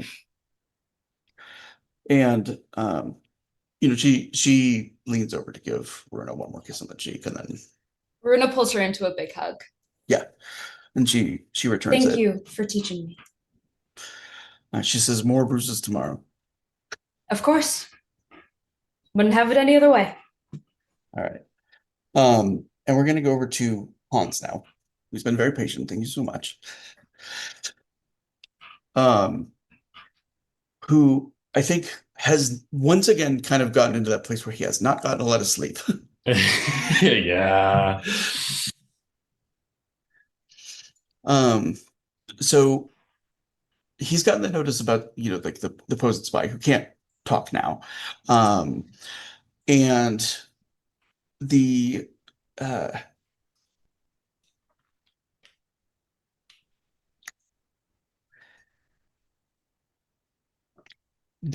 he's also been busy sort of training and readying the militia and stuff like that, but like also getting the Wakun ready to like, we have a lightning attack to come, and we have a map with a limited number of attack points, and we have other enemies that are in the wind, that we don't know where they are. The Wakun is a small force. Splitting it will make both halves of it ineffectual. He can really he can commit it against Posen, or he can leave them behind to like help protect the city if Seeger's forces make it here. Because from a tactical standpoint, it makes sense to try to capture Freeber before Posen does, if he wants to have access to the city's resources in a fight against her. There's no sense in wasting time in Heilgrun's lands because there's not many resources to take. And you basically spend about as much time like burning and looting as you do getting enough food to feed your forces. So Yeah. and because there's no like centralized control of it, it's very likely he would just burn right through and then come back later with enough forces to be like, hey, you're mine now, and nobody would stand against him. So that leaves the map of Posen as well as the I'm gonna switch over to the Dyson map real quick.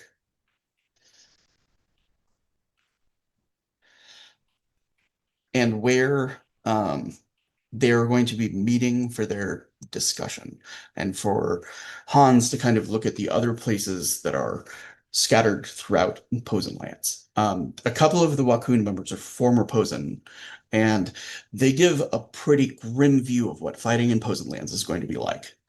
Okay. Posen's militia is law. Like, it's not something where like a couple members of every village volunteer for it. It is something where everyone in every town is required. Everybody in every town in Posen lands knows how to fire a gun and fight with a heavy weapon. And they Posen's capital city is small, but each of the villages and cities and whatnot that surround it are trained to act as like watches and to like light fires and send messages and signals in the case of an attack. The entire country is organized like a military. And it's not quite that every province is a fortress, because they still need farmland, they still need, those kind of things, but they do. Even taking a small town or a small village is going to expect a much more organized defense than anywhere else. So it's going to be one of those things like when they pick targets, they have to pick them very carefully, and they have to like move through the countryside without engaging too much. Stealth is going to be the key to success.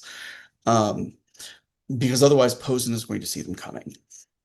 The area that Montague is going to be meeting is an area that for the most part is going to render artillery mostly ineffective on both sides. Okay. On the map, there's a place called Gregorscorn. And what it is it's a part of mountainsides with forests ringing through it that has a lot of cave structures. So that like they will be able to retreat into those. Thank you. Somebody just pinged it on the map. It's not actually a town. It is reputed to be a former like Draken's nest, as in like a bunch of Draken were up there. None of them have been seen in a while, but the name of the place actually comes from like the last knight that supposedly went up there, named Gregor, who like died killing Draken up there. Okay. Phew.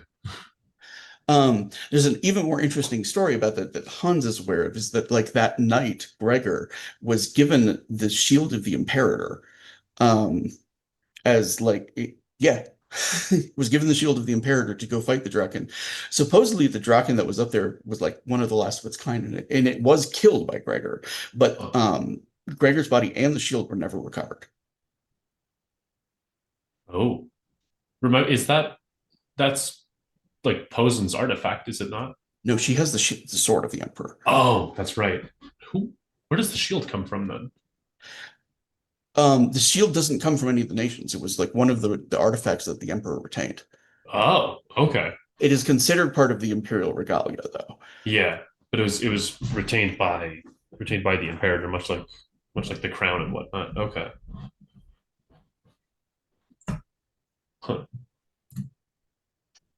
Yeah, says you need it for the set bonus. The set bonus is you have an extraordinarily finely made suit of Draconism that is the best quality that the Nibelungen have ever made. Set bonus is you are insanely hard to hit.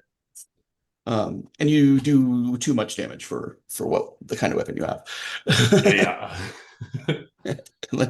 Also, you are the Emperor. But that is where Montague is chosen to be, and it does give the most leveling advantage to like his troops' experience versus Posen's. Posen's are incredibly well drilled, but not as experienced as Montague's are. Yeah, she just kind of has a ton of people who can fight at least enough to defend themselves. What she has is a ton of old, extremely badass veterans and others that are younger that have been brought up and trained but don't have as much field experience. Because she has a bunch of veterans who survived, the 30 Years' War, and are now in like the senior ranks doing command and stuff like that. So like they're an extremely disciplined force, but they're also not as experienced a force as Montague currently has. Okay. Montague has a force that has been through campaigns in Castile and Usura. Yeah. And in Castile, they're real good at making fortresses. And in Usura, like the entire place is a fortress. Yeah.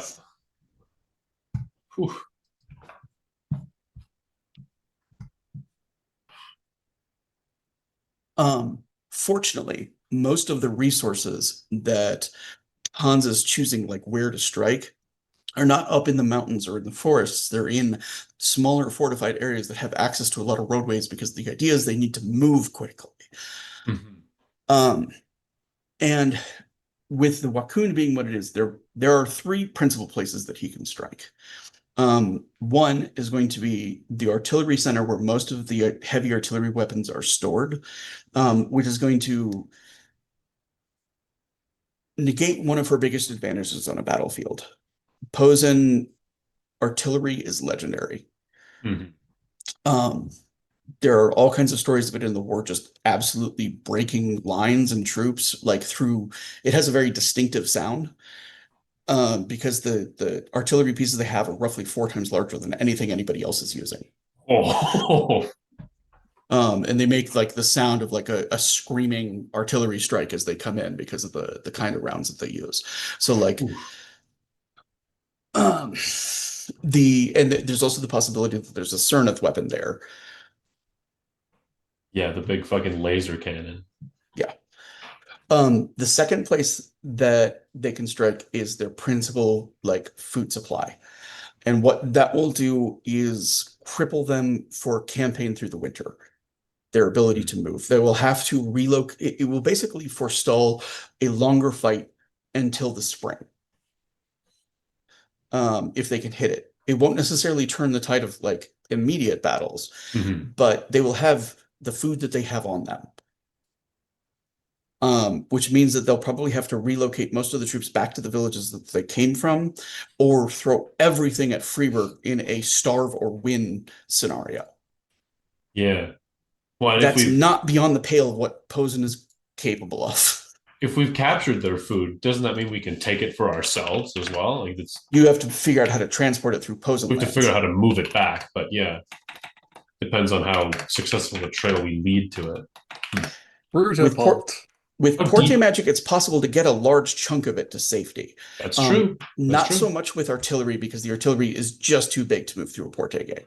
You have to be Yeah. able to personally transport it. And like nobody's lifting up an artillery cannon, not even Gav. And the third place to potentially hit them is sort of like a midway point between those two things. It's to hit their powder dump and primary weapon supply. Because they have to reacquire more in order to go on the attack again. It would probably force like a shorter stop. It's also something that they can very much acquire through trade with the Vendel, so it's more likely to delay them for like a shorter amount of time. There's spoilage risk to gunpowder, and armies in general carry a lot of powder with them. Yeah. So it's not going to completely cripple her, but it's going to be like a midway point between those two things. It's also, in one sense, the riskiest because you are attacking a fortress filled with black powder and weapons. Yeah, you are attacking a giant bomb. Now, with good discipline of those things, powder kegs are going to be kept far enough away from each other. You have to hit several different places. Theoretically, yeah. And like one of them blowing up is not going to hit the next. That's sort of like the ground level design of like, no, we don't put this in place where one explosion chains through and takes out our entire fortress. Rule number one of storing gunpowder, exactly. Keep it fucking separate. What do you mean red barrels don't explode when you shoot them? What is this? I would laugh, like Posen just has like red barrels that are just filled with water, like, haha, fuck you. Yes. Big fortress that says totally the gunpowder storage building. And then it's just a giant like water tower. It's basically all the fire suppression. Yeah. Neon sign written on it. Yeah, gunpowder here, boom, boom, like blinking arrows. Yeah. So he really has the choice of like, it's going to be risky enough getting the Wakun to any one of those three places. Trying to split the Wakun to take more than one would risk total loss of the Wakun. Yeah. Whoever he's fighting against is going to be a disciplined and experienced commander who survived the 30 Years. Mm-hmm. So, or the War of the Cross. I'm sorry, the War of the 30 Years War is like a real world war, and it's the corollary that the War of the Cross is based on. But the War of the Cross did not actually last for 30 years. Might even be someone that he met before. That'd be kind of crazy. And Montague has the location of all those on his maps, as well as the location of like, and this is where I'm going to attack. So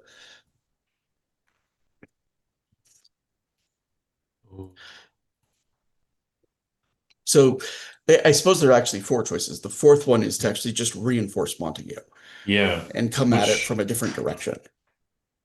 Would be not the worst option, because we can basically just take Hilgrund lands almost all the way there. In theory, that would be the shortest jaunt through Posen, although also likely the most heavily fortified if she's caught wind of him going there already.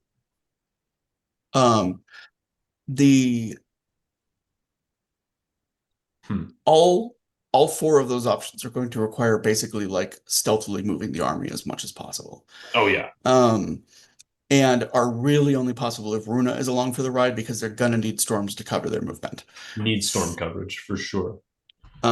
Which they need to make significantly worse during the actual conflict between Montague and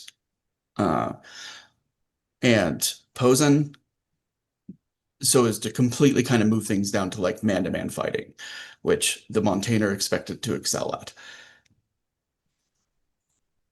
The Eisen are real good with guns and artillery. Mm-hmm. The Montaigne are good with guns and like bayonets and swords and whatnot. Or rather, Montague's people, like Montague's people. Yeah. Okay.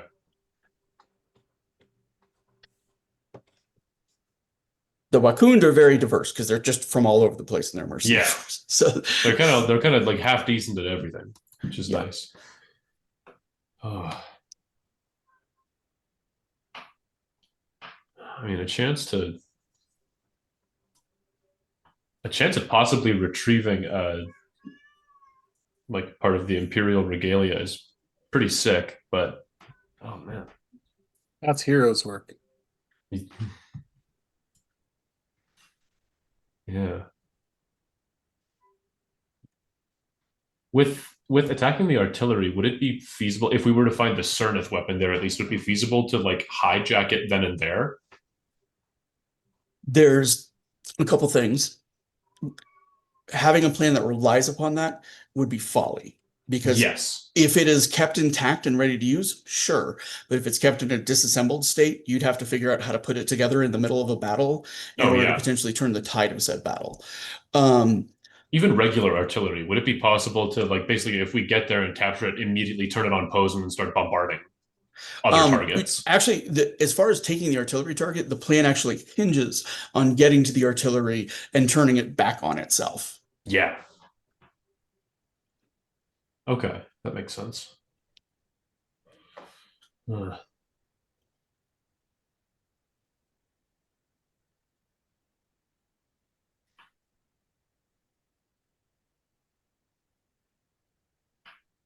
man.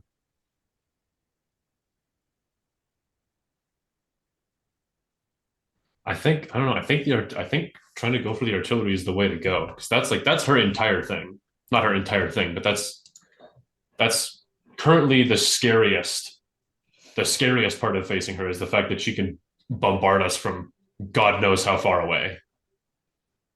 Like she could start killing us without like us even seeing her. It is a massively like he knows what it does to morale to be hit with artillery. It's awful. It fucking sucks. It's seeing your friends get turned into soup. So get turned into nothing. As he's kind of like going over this and like looking at like, okay, here's my lines of approach. This would be dangerous. We have to keep stealth. We have to avoid this village and this village and this village because they all have lines of communication. There's a knock at his door. And his second sorry, one sec. Says there's visitors here to see you. Oh. And as he rises up, Logan comes in, along with the tall drink of water Nibelungen. I quickly stands up and like he immediately like kind of old habits. He like immediately stands and salutes Logan.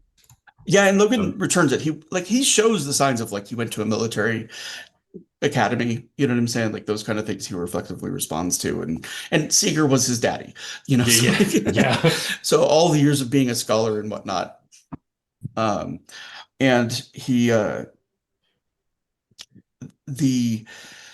says, I have some bad news, he says, that I wanted to bring you. And he looks to the Nibelung and she says, it's actually my bad news.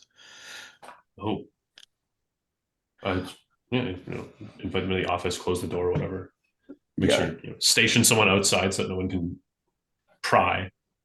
She says, as you know, the Nibelungen are an organization that is sworn to its neutrality. Yeah.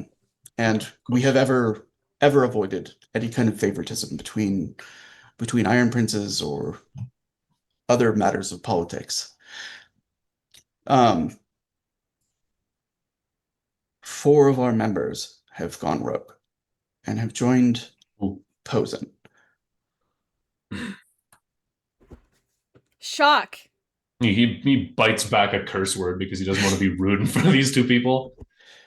She says, and to my understanding, she says they are being put to use, making the kinds of weapons we swore Drakenisen would never be used for. So cannons.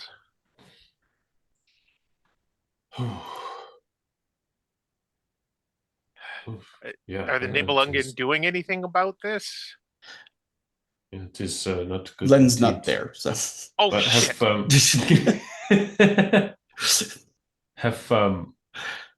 I mean, what has become of the rest of your organization in the wake of this?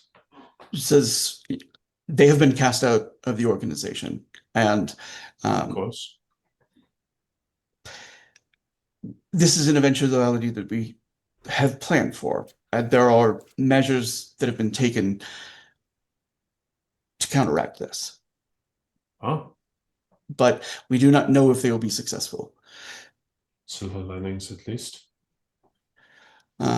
We've not had to do this since the first Imperator. Oof.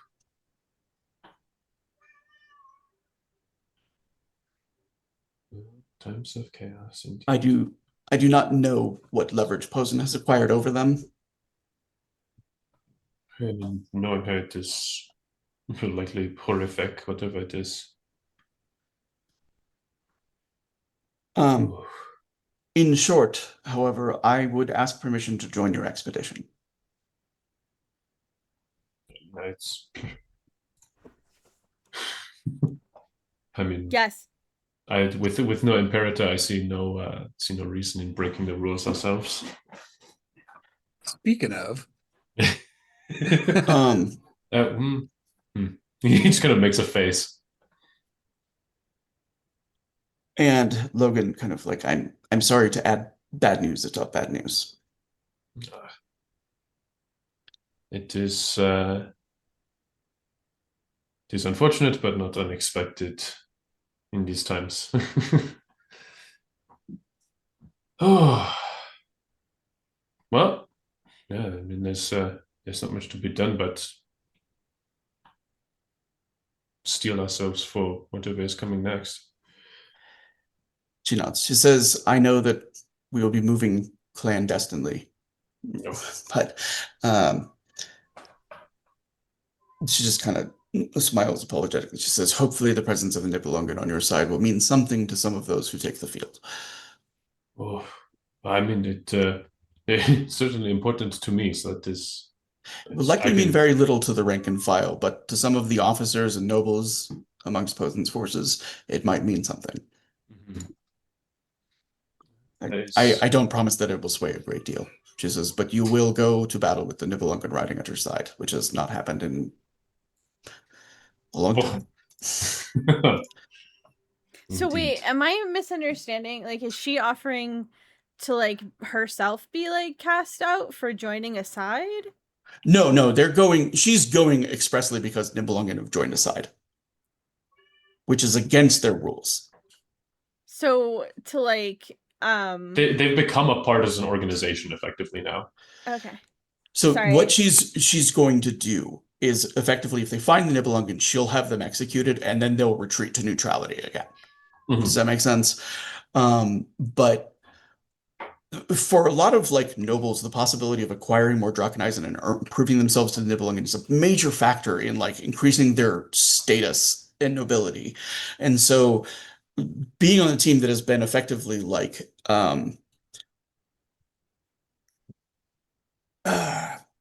censored by the Nibelungen is going to be meaningful to some of them. So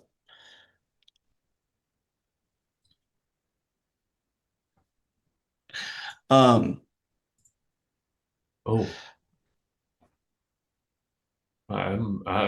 this is good to tell me something. It is actually good that this is good you came by, Koenig. I have strange news of my own. Oh God, I don't know. I don't think Hans has ever like told Logan all of what happened to him. Actually, no, and I don't think he's told the Nibelungen either. no. But I mean, crazy times. So why not? He says, "I understand that a meeting of the council has been called. Should we speak about it there?" Yeah. Actually, that would be a most opportune moment. Then he looks to the Nibelungen and he says, "It was a pleasure. Even when you come bearing bad news, your company is always appreciated." And she nods and she says, "I'm going to go assemble my armor and weaponry for the battle."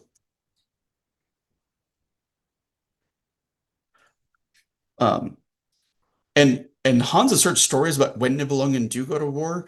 Like they go to war wearing more Draconizing than goddamn Iron Princes do. So- Yeah.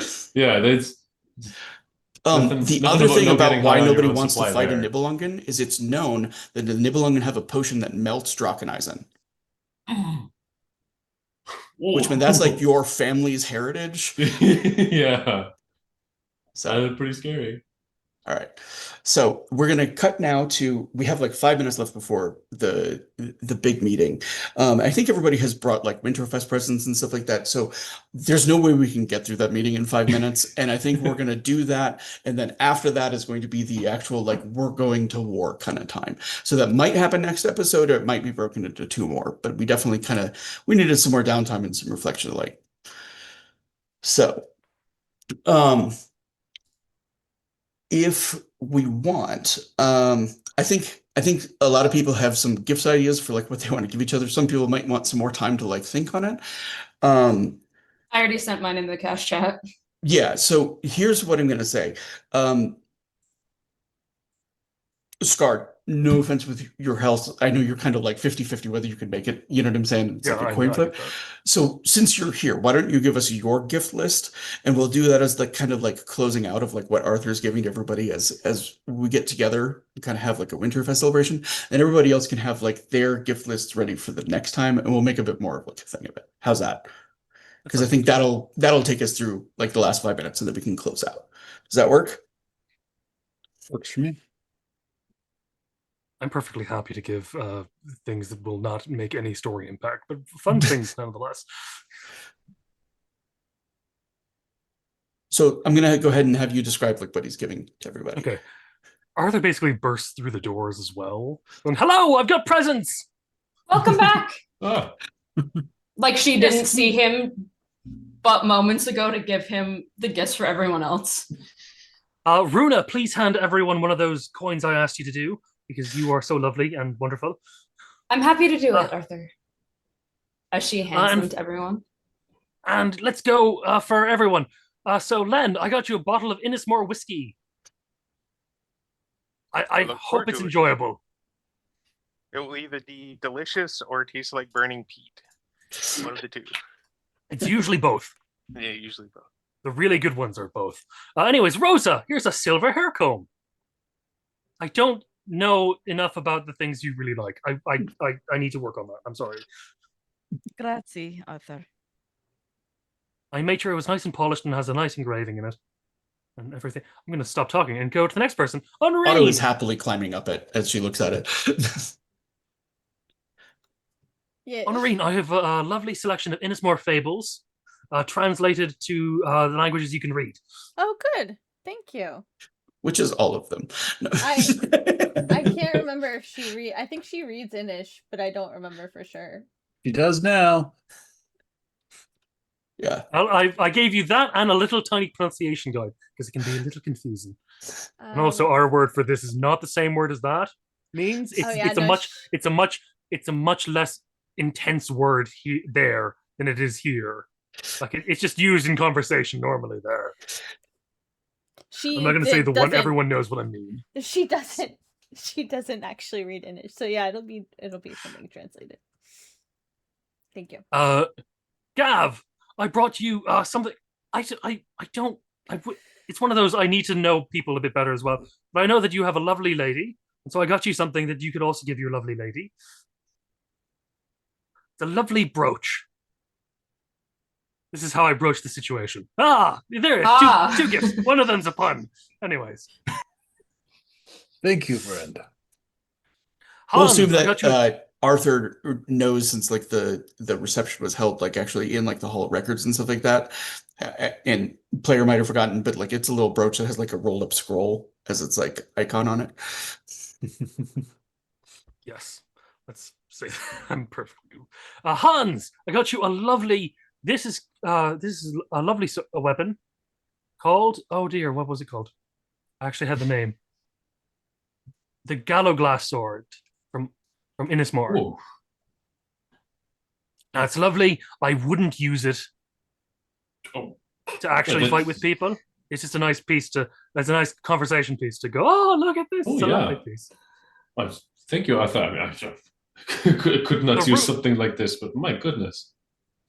And Runa, because you were working very hard in the forge. I worked very hard in the kitchen after I made all those favors and did some stuff that I don't really want to call in on to get these things. But here is a lovely tray of Innismore pastries. Thank you. Things like some scones, some barmbrack, some apple cake, and some custard slice. This is stuff like that. This looks delicious. Thank you, Arthur. Yes, and if you'll notice, all of your coins that Aruna has given you, there's a little wolf on it, and it's a lovely little thing. And I have a very question, excited. and I sent it in the chat, but I don't know if you saw it. Did Arthur also get Runa to make herself a necklace? Yes, he did. Okay, Yes, good to and know. please make She's- yourself one as well, because otherwise that would be a little weird. Everyone has one, but you don't have one. It's just I feel like he maybe probably asked her already, and she's already wearing it. yes. That's cute. So yes, no, I've got things for people, and this is my first time giving gifts, so I hope you enjoy it because I don't understand the custom. Anyways, I'm off, and then he tries to leave. He doesn't expect anyone to have anything for him. Honorin's gonna give him. Runa grabs him by the collar. Honorin doesn't hug, but she's going to give him a very I'm learning this hug. See what you want to do is you want to do. Almost. I mean, for me, when I do it, and he gives you the kind of hug that feels like some of your bones are pushing out a little bit. A Runa hug. And he lifts you up a little bit as he does it. See, that's the kind of hug you do. Runa gives him a bone-crushing hug, but leaves him on the ground. Hopefully, Honorin isn't caught between the two of these bones. Oh, she wouldn't do that to her. She wouldn't do that to her. This is just as Arthur has a 5 in brawn. He gives you as good as he receives. Without trying to she fully accepts the squishinator. That I didn't like that I said that. Anyway. Yes. All right, I'm perfectly happy to give other hugs. This is a strange thing for me. Jamie just kind of smiles from over Honorin's shoulder at that, and she says, I don't think my corset would survive that, thank you. That'll give Arthur a bro hug. Yes. One of the tap. Yeah. Yeah, how's does the same the kind of the big that type of hug. Yeah. I'm imagining for everyone there's a little bruise spot from each other, trying to outmanly each other for the back pass. And Gav apologizes afterwards because he realizes he did it with his Cernith hand, so there probably will be some bruises. It's fine. Just give me half a second to. Yeah, cracked. Okay, much better. Yeah, Logan is there providing gifts as well. Jamie, I think a short notice is quickly penning poems for everyone and turning them into gifts. But so we're gonna get into all of that next game because I don't want to go a bunch over on this one because I think I'm so excited for next game. I'm so excited to do the Runa's gifts. I'm so excited. I had a lot of fun. I had a lot of fun making the list. So yeah, everybody has time to come up with a gift list. You guys make 500 gilder, and the most expensive thing on the player's guide for buying something I think is a rifle for 100 gilder. And that's far and away above most everything else. A two-handed sword is 25. So you guys have plenty of money to buy each other presents and jewelry and things like that. Runa spent her money on supplies. Arthur literally did favors to get stuff. I see that you have that. It's a lovely Innismore piece. So what would it take for you to part with it? But we'll pick that up next time. Hopefully everybody could be here. Let's see. Yeah, I think that's gonna be it for us tonight. Can I get 2 role-playing award nominations? Arthur. Yeah. And Rosa. I wanted to say Gav. Gav. Because Gav I've got Gavin really- Rosa for my two nominations. My nominations are Arthur and Gav, because Arthur, the gifts were really sweet, and like picking up and rolling with like the camaraderie, like the bickering between Logan was like, it was like perfect. They've really developed like a relationship that I appreciated. And then Gav with the spy, and like just the nuance of like learning that the man, like, it went, you can tell with Gav, it went from like a two-dimensional, like, this is a spy trying to hurt my people, to this is somebody who's desperate to protect their family, but I still got to do what I got to do. And that shift was like palpable, and it was just, I thought it was really great. So those are my two nominations. Gav's higher wits is definitely showing. Yeah, I'm so proud of him. Yeah, I want to go with Arthur and Gav tonight. I think they're both. I also just want to mention they're both characters that have really like shown a lot of progression character-wise over the course of the story. Yeah, As far as they Yeah. are very different characters than they were when they started. absolutely. Yeah. Definitely. So Narfa still drinks like a fish, but that's not going to change. yeah, but I mean, like that's like built into his style. So, It's how he fights, man. but like he can still drink a lot, but he's become a lot more mature character. Yes. And Gav is like filled out dimension wise as far as like, he's a family man now. He's taking care of his gang. He's got all of these He things grows he cares wiser about and every he's day. invested. Yeah. I And do it's really enjoy Gav. Especially He's from somehow what I going to saw be at the teen beginning. It's dad great. by the end of this. I like there's a very much an aftermath for me, which Gav is like very much like a kind of elder of the city, you know what I'm saying? Like shaping it in a lot of ways, maybe not like directly wielding power, but all right. But let me close it out for there. Please do, if you have listened to this point, come join us on Monday, 1 and 6 PST, and again on Wednesday, 6 PST. The first episode is always the kind of like most nerve-wracking, like, you want to have people there to kind of like feed off the energy so please come join us. They're both going to be a lot of fun. I've gotten to peek into the cast chats of both, and they both look really exciting.